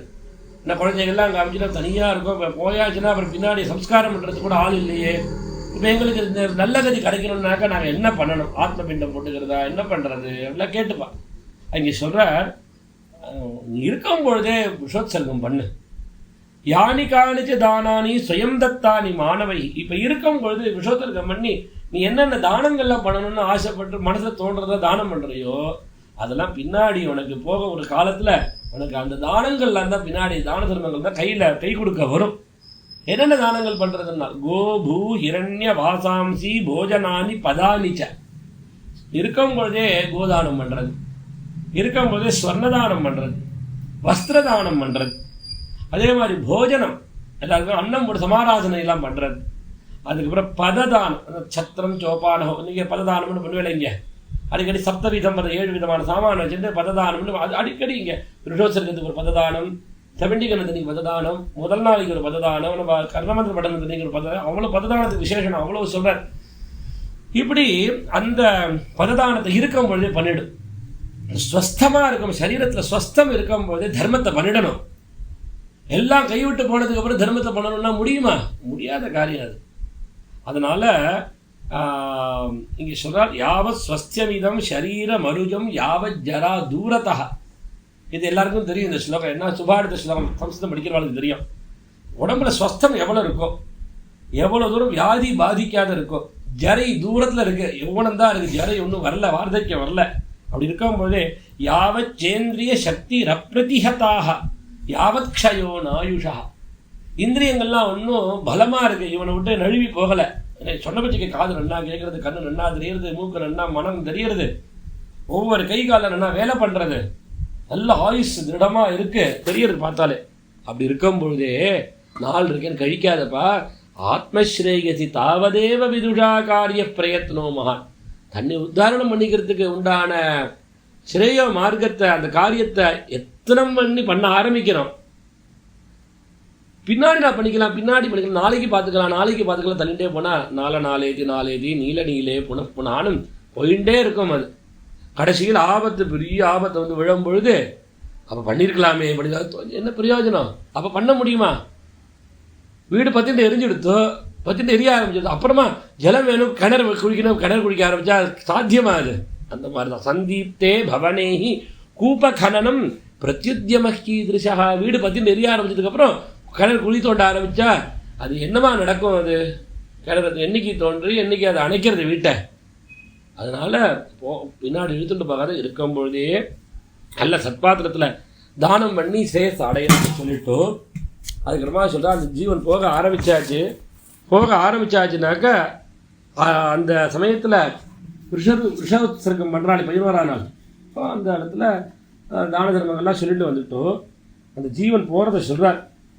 அந்த ஜீவனுக்கு இங்கேருந்து அழைச்சிட்டு போகும்பொழுது தர்மராஜாக்கள்லாம் நல்லா சிக்ஷை கொடுத்து அடித்து இழுத்துட்டு போகிறா. புண்ணியம் பண்ணியிருந்தானேயானால் நல்ல யமதூதர்களே நல்ல தேவதைகள் மாதிரி பிரகாசிப்பாலாம். பாபம் நிறையா பண்ணியிருந்தான்னாக்கா அதிபீஷண கட்டுபாஷணன்னு வருவாவா, பயங்கரமான கோரமான ரூபத்தோட. இவன் புண்ணியம் பாபத்துக்கு தகுந்த மாதிரி அவள் ரூபத்தை எடுத்துட்டு வரா. ஆனால் அதனால தான் சொல்கிறது, நீ புண்ணியம் பாபம் தான் கூட வரப்போகிறது. பட்டினத்து பிள்ளைகளுடைய ஒரு பாட்டு உண்டு. அத்தமும் வாழ்வும் அகத்து மட்டே விழியம் புழுக மித்திய மாதரும் வீதி மட்டே விம்மி விம்மீயிரு கைத்தலம் பற்றி அழும் ஐந்தரும் சுடுகாடு மற்றே பற்றி தொடரும் இருவினைகள் புண்ணிய பாபமுமே அப்படின்னு. அற்றமும் வாழ்வும் அகத்து மட்டே விழியம் பொழுக மித்திய மாதரும் வீதி மட்டே விம்மி விம்மி இரு கைத்தலம் பற்றியழும் ஐந்தரும் சுடுகாடு மற்றே பற்றி தொடரும் இருவினைகள் புண்ணிய பாபமுமே அப்படின்னு. அதான் இங்கேயும் சொல்றார், கூட வரக்கூடியது யாருன்னால் புண்ணிய பாபங்கள் மாத்திரம்தான் கூட வரக்கூடியது, வேற எதுவுமே கூட வராது. நீ பண்ணக்கூடிய தர்மங்கள் தான். அதனால எங்கள் வாத்தியார் சொல்றார், நீ நிறையா புண்ணியத்தை பண்ணிடா, அந்த புண்ணிய புருஷன் கூட சகாயத்துக்கு வருவான். மீது எதுவும் எடுத்துகிட்டு போக போகிறது இல்லை நம்ம. அதான் இன்னைக்கு கூட இருக்க ஆற்றுல சும்மா இருக்க வேணான்னு சிவானந்தராஜ் சொல்லிட்டு இருந்தேன். அங்கே சொன்னேன், நம்ம போகும்போது என்னத்தை எடுத்துகிட்டு வந்தோம், என்னத்தை எடுத்துகிட்டு போக போகிறோம். அந்த சொல்லுவார், அந்த வந்து பெரிய அலெக்சாண்டராக அவன் சொன்னான், நான் போகிறதுக்கு முன்னாடி நான் என்ன போனதுக்கப்புறம் என் கையை விரிச்சு விட்டு எல்லாத்தையும் காமின்னு நானா அவன் சொல்லுவா. என்ன வரும்பொழுது நான் ஒன்று எடுத்துகிட்டு வரல, போகும்போது நான் ஒன்று எடுத்துகிட்டு போக போகிறதில்ல, என்ன சாதிக்க போகிறேங்கிற ஒரு எண்ணத்தில் வந்தேன். ஆனால் எதையும் சாதிக்கலை, எல்லாம் விட்டுட்டு தான் போகிறது. அதனால தான் அதை காமிக்கிறதுக்கு உறக்கக்கூடிய குழந்தை இப்படி தான் பிறக்கிறது, கையை மூடிண்டு. கடைசியில் போகும்போது கையை விரிக்காத போனோட கையை விரிச்சு விட்டுடுறா பாருங்க, ஒன்றும் எடுத்துன்னு போக போகிறது. அதனால தான் அந்த பட்டினத்து பிள்ளை சொல்கிறார்,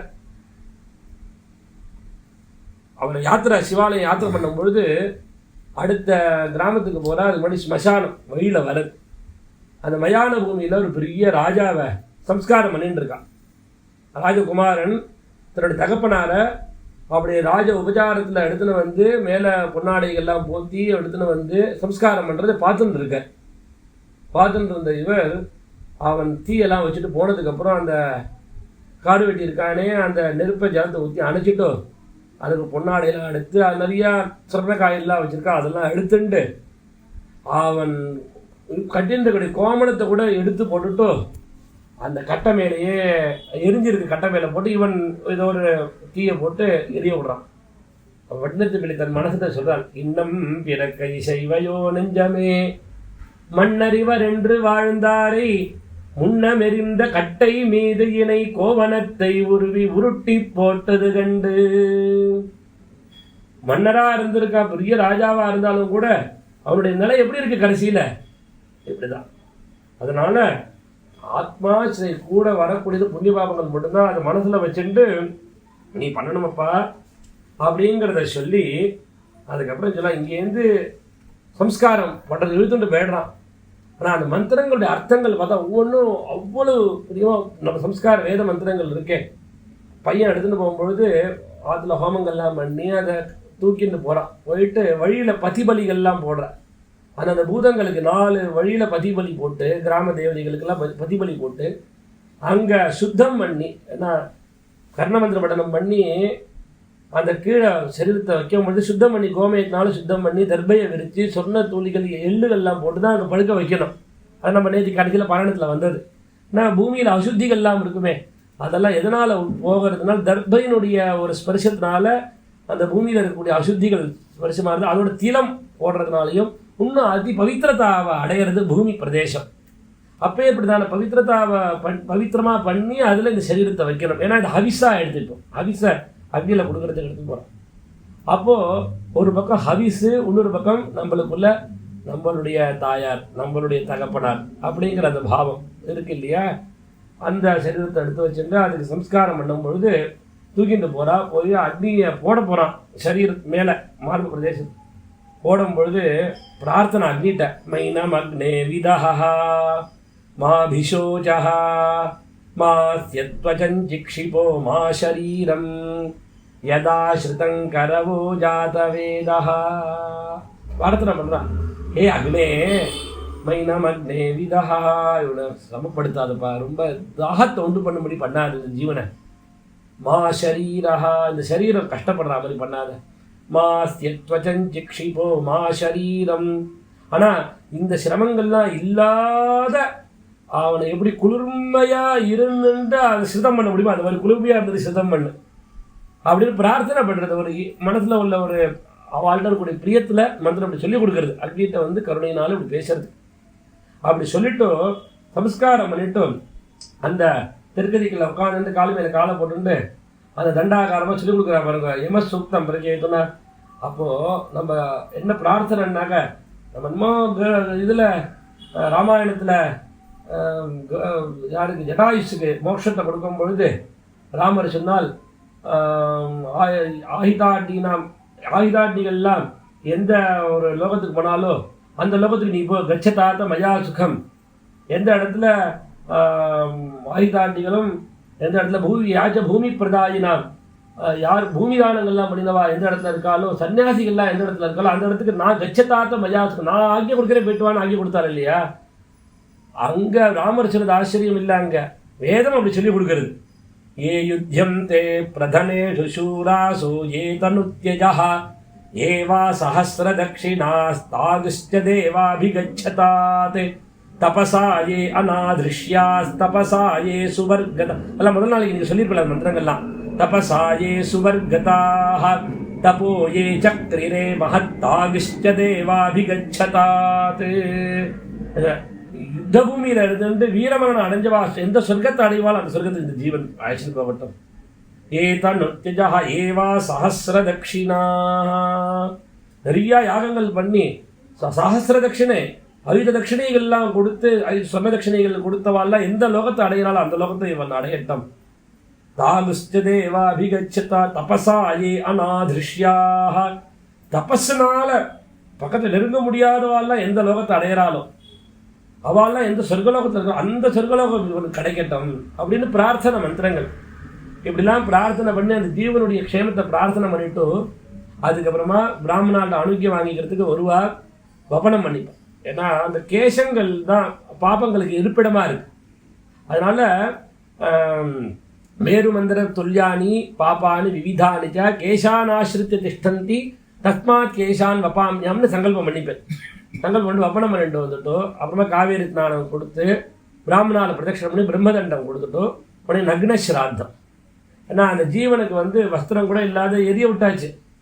உடனே அந்த ஜீவனுடைய கதிக்கு முதல் ஸ்ராத்தம் பண்ணுற ஸ்ராத்தம் நம்ம போன அன்னைக்கு பண்ண வேண்டிய ஸ்ராத்தம், அந்த ஸ்ராத்தம் தான் முதல் ஸ்ராத்தம். அந்த நக்ன ஸ்ராத்தத்தை அதில் முக்கியமாக அந்த வஸ்திரம் வெங்கலப்பானை ஏன்னா அதெல்லாம் போஜனம் போட்டு பண்ணி வைக்க முடியாத காரியங்கள்.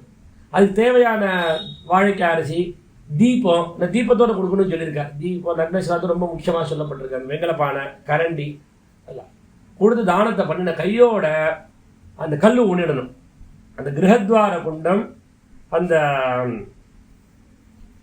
நதி தீர குண்டம்னு இப்படி 2 குண்டத்தை பண்ணி சாதாரணமாக கிராமங்களில் இருக்கும்.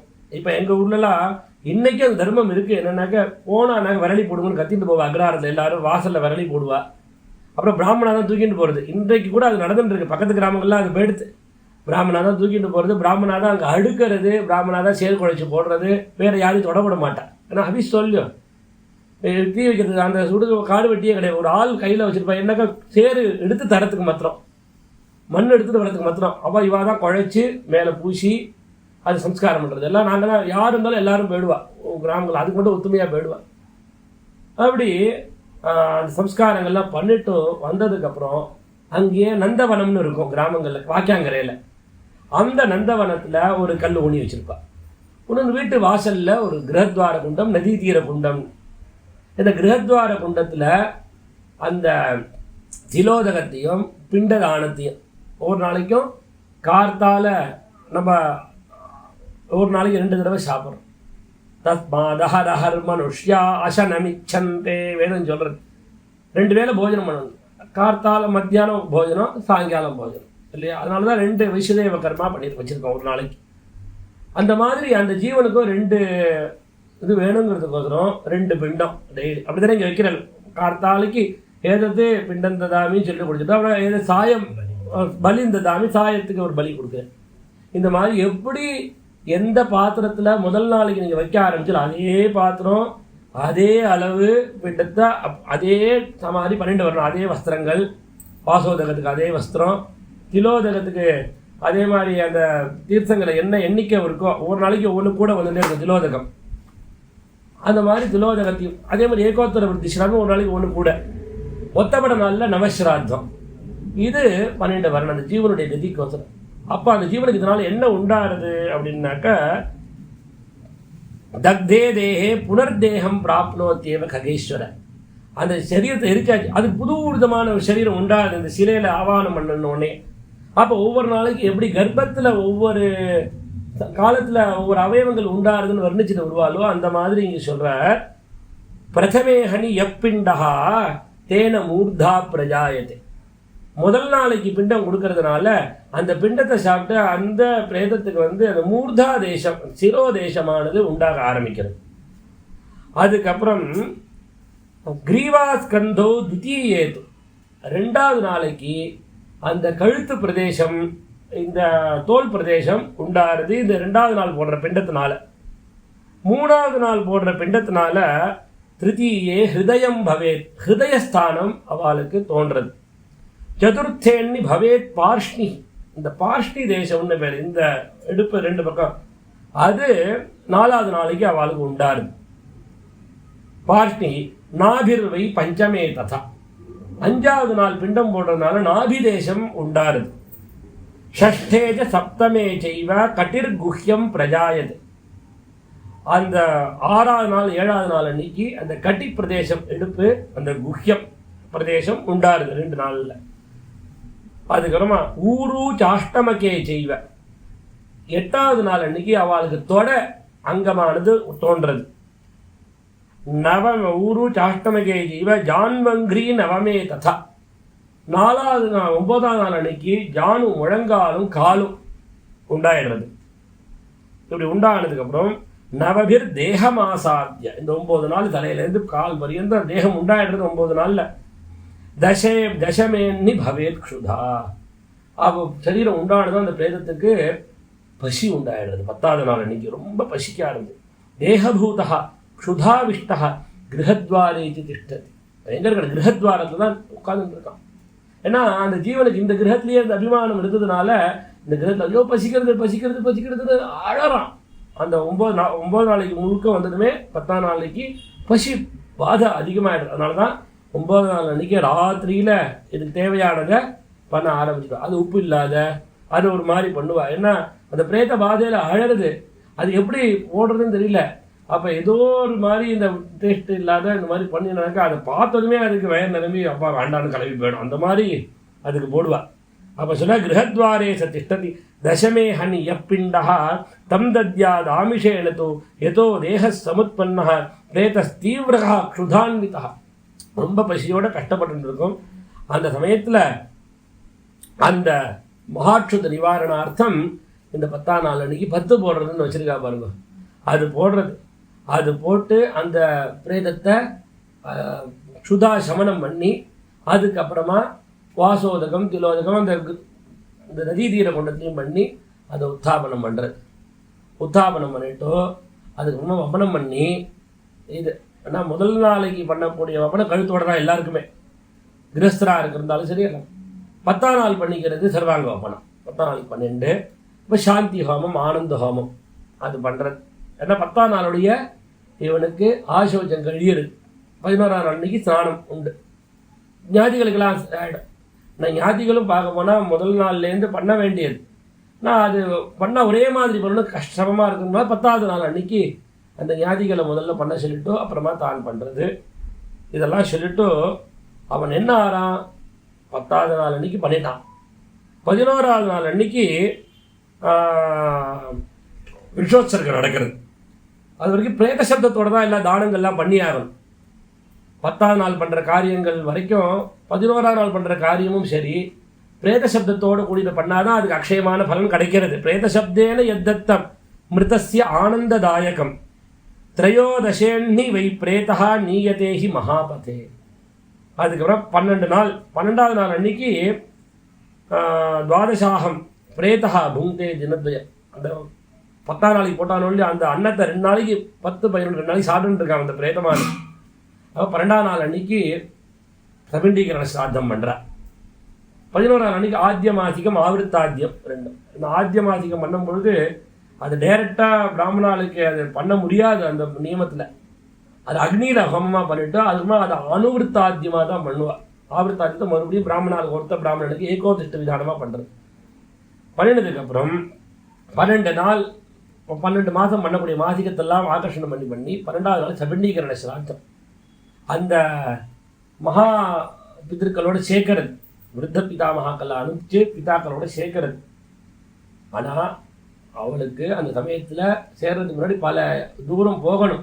1 வருஷம் அவன் யாத்திரை பண்ணுறான்னு சொன்னோமே, அந்த 1 வருஷம் பண்ணக்கூடிய யாத்திரைக்கு உண்டான தேவையான வஸ்துக்கள்லாம் அவனை தானம் பண்ணிட்டு வர்றது. அதனால தான் பிண்ட சயோஜனத்துக்கு முன்னாடி ஏராளமான தானங்கள் வதிச்சிருக்கான். அவன் ஒவ்வொரு கட்டத்தில் ஒவ்வொரு புறத்தை தாண்டி போகிறான். 1 வருடம் யாத்திரை கழித்து தான் யமபட்டணத்துக்கு போகிறான். வழியில் எந்தெந்த ஊருக்கெல்லாம் போகிறாங்கிறத வர்ணிக்கிறாள். யாம் யாம் சௌரிபுர் யாம் யம் சௌரிபுரம் சூரேந்திர பவனம் கந்தர்வசைலாகமம் க்ரூரம் க்ரௌஞ்சபுரம் விசித்திரபவனம் பஹ்வாபதம் துக்கதம் நானாக்ரந்தபுரம் சுதப்தபவனம் ரௌத்ரம் பயோவர்ஷணம் சீதாட்யம் பகுபீதிகர்மபவனம் யாம்யம் புரஞ்சாகிரதா. தர்மபவனத்துக்கு போகிறா. அதுக்கு போகிற வழியில் இத்தனை புற ஒவ்வொரு மாதம் ஒவ்வொரு கட்டம் தாண்டி போயின்னு இருக்கான். அப்போ போகும்பொழுது அவளுக்கு பசி தாகங்கள்லாம் ஏற்படுறது. அதுதான் நித்தியசிராத்தம் அப்படிங்கிறத பண்ணுறோம். இந்த யாத்திரை பண்ணிட்டு இருக்கானோ இல்லையோ அது. ஆனால் அதுக்கு முன்னாடி இந்த நடுப்புற அப்போ தான் 6ஆவது மாதம் ஊனஷான்மாசிக்கம் வருது. அப்போ தான் வைத்தரணி வர வைத்தரணி நதி தாண்ட வேண்டிய சமயம் வருது. அதனால முன்னாடி ஆகர்ஷணம் பண்ணி பண்ணுறதுனால சேர்க்கறதுனால வைத்தரணி கோதானம், அது வைத்தரணி நதியை தாண்டறதுக்கு அது ரொம்ப கடினம். அதுக்கு ஒன்று நாள் தான் முடியும். மாட தானம் பண்ணுறது அதான் கடைசி அத்தியாயத்தில் பாராயணம் பண்ணுறதுக்கு முன்னாடி வைத்தரணி கோதானத்தினுடைய விசேஷங்கள் வந்தது. அதுவும் இப்பேற்பட்ட அது கிருஷ்ணாங்கம், கருப்பு மாடு, அதுதான் ரொம்ப கிருஷ்ணாங்கம். அந்த வாழை பிடிச்சிட்டு அவள் தானம் பண்ணினாக்க அது சுகமாக இவாளை தாண்டும்படி பண்ணுறது, சகாயம் பண்ணி கொடுக்கறது. வேறு எதனாலையும் பண்ண முடியாது. அவ்வளவு ஒரே நாளும் பலவிதமான கிருமிகள் அதில் இருக்கக்கூடியது. அதுக்கு மேலே அது வாட்டி எடுக்கும் எல்லாரையும். அந்த மாதிரியான பாட்டத்துக்கே ரத்த விளாடா ஓடிட்டு இருக்கும். அதெல்லாம் வர்ணிச்சுன்னு வந்தார். அதெல்லாம் தாண்டி போய் கடைசியில் 1 வருஷம் யாத்திரை. அப்புறமா தான் அவனுக்கு சம்பத்சரம் முடிஞ்ச கூட ஆர்த்திக சாதம். அது வரைக்கும் இந்த நியமங்கள் சொல்லியிருக்க அந்த பண்ணக்கூடியதான புத்திரனுக்கு. அதனால தான் இங்கே சொல்கிறார் 12ஆம் நாள் இழுத்து 14 கூட அந்த மாசிகங்கள்லாம் ஒழுங்காக பண்ணணும். நித்திய ஸ்ராத்தங்களை நெய்லி பண்ண வேண்டியது. திரையோதசேன்னி சப்ரேதா நீயத்தை யமகிங்கரை. அப்புறமா சொல்ல ஒவ்வொரு மாதத்தில் எந்தெந்த மாதம் எந்தெந்த ஊருக்கு போகிறான், என்னென்ன இது எடுக்கிறான்ங்கிறத விஸ்தாரமாக வர்ணிக்க ஆரம்பிக்கிறாள். அதனால் அப்போ மாசிகத்தை நீ பண்ணுறதுனால அந்த அன்னத்தை சாப்பிட்டுட்டும் அந்த தீர்த்தத்தை குடிச்சுட்டு அப்பாடான்னு உட்காந்துக்கிறான். நான் இன்னைக்கு யாத்திரையில் நம்மளுக்கு போகணுன்னா கையில் சாப்பாடுலாம் கட்டி கொடுக்குறா பற்றியில்ல, அந்த மாதிரி அவளுக்கு போகிறதுக்கு நம்ம தானே கட்டி கொடுக்க முடியும். இங்கேருந்து சப்ளை பண்ணாதான் உண்டு தான தர்மங்கள் மூலியமாக. அதனால தான் இந்த தகனம் ஆகி அந்த க்ஷுத்ருஷ்ணா தாபமானது அவளை பாதிச்சிருக்கு. அந்த தகன ஜன்யமான தாப நிவர்த்திக்கு தான் இத்தனை சம்ஸ்காரங்கள் பண்ணணும். மேலே அந்த க்ஷுத்ருஷ்ணா பாதா அவளுக்கு இருந்துகிட்டே இருக்கு, பசி தாகம். அதை 2 சமணம் பண்ணுறதுக்கு தான் அந்த இது நித்திய ஸ்ராத்தங்கள். நித்தியமே ஸ்ராத்தம். அந்த க்ஷுத்ருஷ்ணா சமணார்த்தம்தான் சோதகும்பம்னு பேர். உதகும்பத்தோடு கூடின அந்த நித்திய ஸ்ராத்தத்தை பண்ணுறது. ஆனால் நித்திய ஸ்ராத்தங்கிறது ரொம்ப சிம்பிள் தான். நான் இது சொன்னிருந்தோமே, பிராமணால வரித்து காலை நம்பி அந்த சில எங்கள் வாத்தியாரெலாம் கூட நித்தியம் பண்ணிட்டு இருந்தார். முஸ்லீம் பெரியவர் பண்ணும்போது கால் அலம்புறது கூட எப்படி பண்ணுவான்னா, காலை நம்ம கையில் தீர்த்தம் எடுத்து கொடுத்தா கூட போகிறோம். நம்ம அவள் கையில் தீர்த்தம் எடுத்து கொடுத்து காலை மிண்டு வாங்கன்னு சொல்லிவிட்டோ, காலை மிண்டு வந்துட்டோ அவளுக்கு ஆசனம் போட்டு உட்கார வச்சு இலை போட்டு முதல்ல சங்கல்பம் அப்பாவுடைய அம்மாவுடைய இதெல்லாம் சொல்லி 3 பரம்பரை மாதృ பிதாமி பிரபிதாமிகளுடைய அக்ஷய புண்ணியலோகாவாப்தியர்த்தம், மாதுஹு அக்ஷய சித்தியர்த்தம், க்ஷுத்பாதா நிவர்த்தியர்த்தம், தாகோபசமனார்த்தம், சோதகும்ப ஸ்ராத்தம் சங்கல்ப விதினா கரிஷ்யே சொல்லிட்டு ஆசனம் போட்டு அவளுக்கு பாத்தியம் கொடுத்துட்டு திருப்பி ஆசனம் போட்டு இலை போட்டு போஜன ஸ்தானத்தில் ஆசனம் போட்டு கந்தாதி உபச்சாரங்கள் பண்ணி வர மாதிரி நித்தியம் என்ன சாப்பிடுவோமோ அந்த அன்னம், அவ்வளோதான். நித்தியம் சாப்பிடக்கூடிய அன்னத்தை ஒரு பாவிச்சுண்டு நம்மளுடைய முன்னோர்களை பாவிச்சுண்டு அவளுக்கு ஆகாரத்தை போட்டுவிட்டு அப்புறமா நம்ம சாப்பிட்றது. காக்கா கிடையிலே போடுவோமே, நம்ம சாப்பிட்றதுக்கு முன்னாடி போடுவோம். சமாராதனைனாக்க என்ன பண்ணுவோம், சாப்பிட்ட உடனேயே அந்த பிராமணாளுக்கு தீர்த்தம் போட்டுவிட்டோ அப்புறமா காக்கைக்கு போட்டு அவளை எழுப்பி விடுவோம். அந்த மாதிரி இங்கேயும் அந்த வாயசத்துக்கு உண்டானதான அன்னத்தை வச்சுட்டும் வெறும் அந்த இடத்த ஸ்தானத்தில் வச்சுட்டு எடுத்துகிட்டு போய் காக்காக்கி போட வேண்டியதுதான்.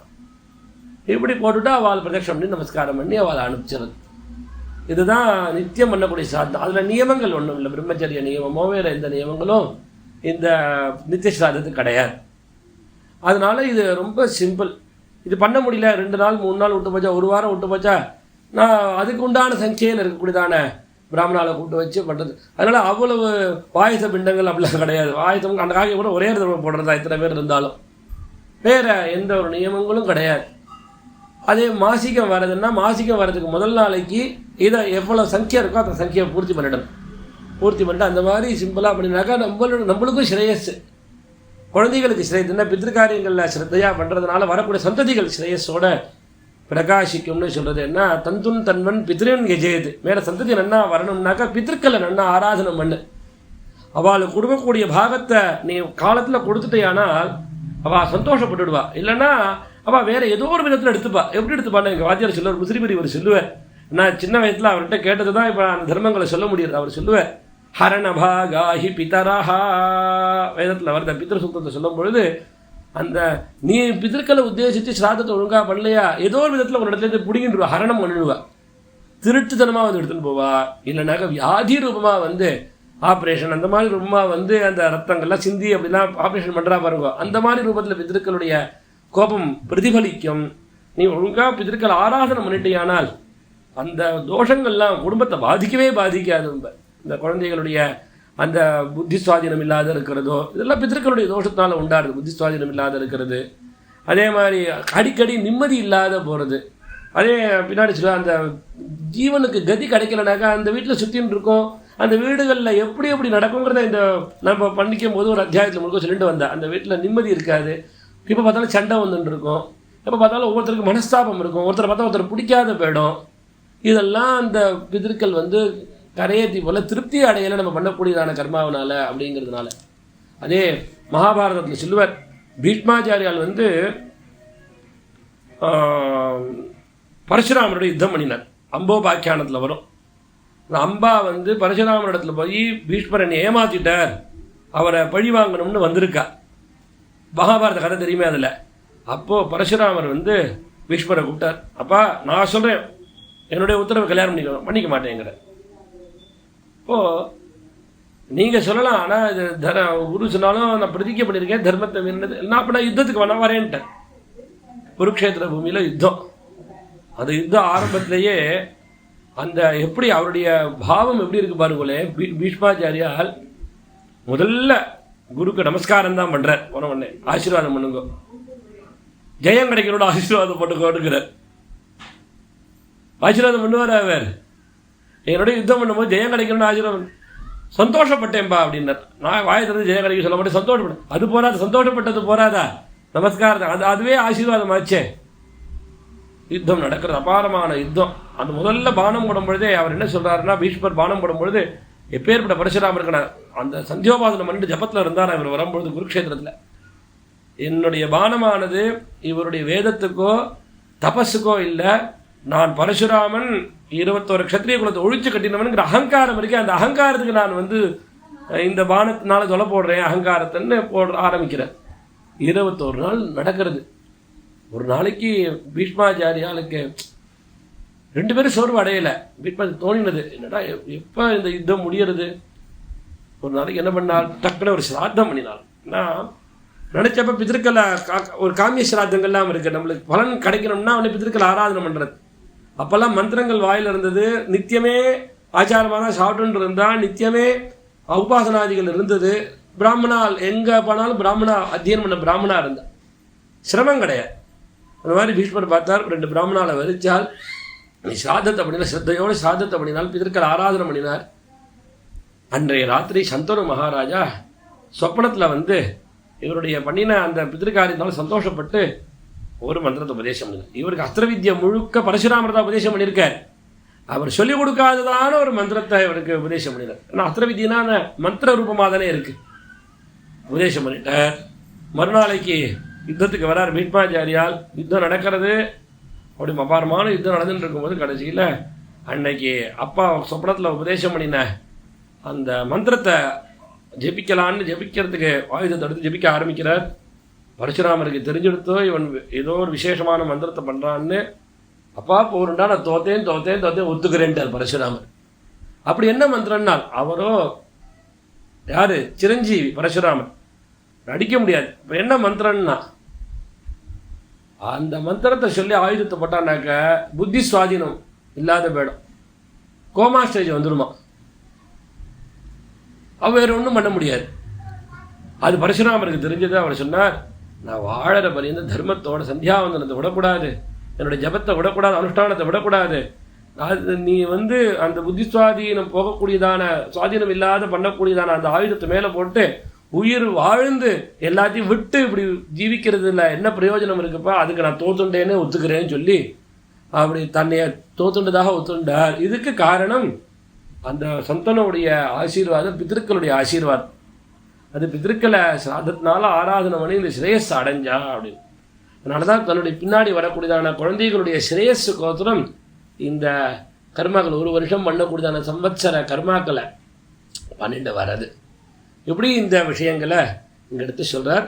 மேலே தொடர்ந்து நாளைக்கு நம்ம இதனுடைய விஷயத்தை மேலே என்ன விஷயங்கள் இருக்குங்கிறத வந்து பார்க்கலாம். நம்ம सर्वत्र गोविन्दनामसङ्कीर्तनम् सर्वेऽपि सुखिनः सन्तु सर्वे सन्तु निरामयाः सर्वे भद्राणि पश्यन्तु मा कश्चित् दुःखभाग् भवेत् सर्वेषां मङ्गलं भूयात् सर्वे सन्तु निरामयाः सर्वे भद्राणि पश्यन्तु मा कश्चित् दुःखभाग् भवेत् मङ्गलं भगवान् विष्णुः मङ्गलं गरुडध्वजः मङ्गलं पुण्डरीकाक्षो मङ्गलायतनं हरिः हरिर्भागीरथी विप्राः विप्रा भागीरथी हरिः भागीरथी हरिर्विप्राः सारमेतज्जगत्त्रये अपवित्रः पवित्रो वा सर्वावस्थाङ्गतोऽपि वा यस्मरेत् पुण्डरीकाक्षं सभाख्याभ्यन्तरः शुचिः श्रीहरिः शरणं मम श्रीहरिः शरणं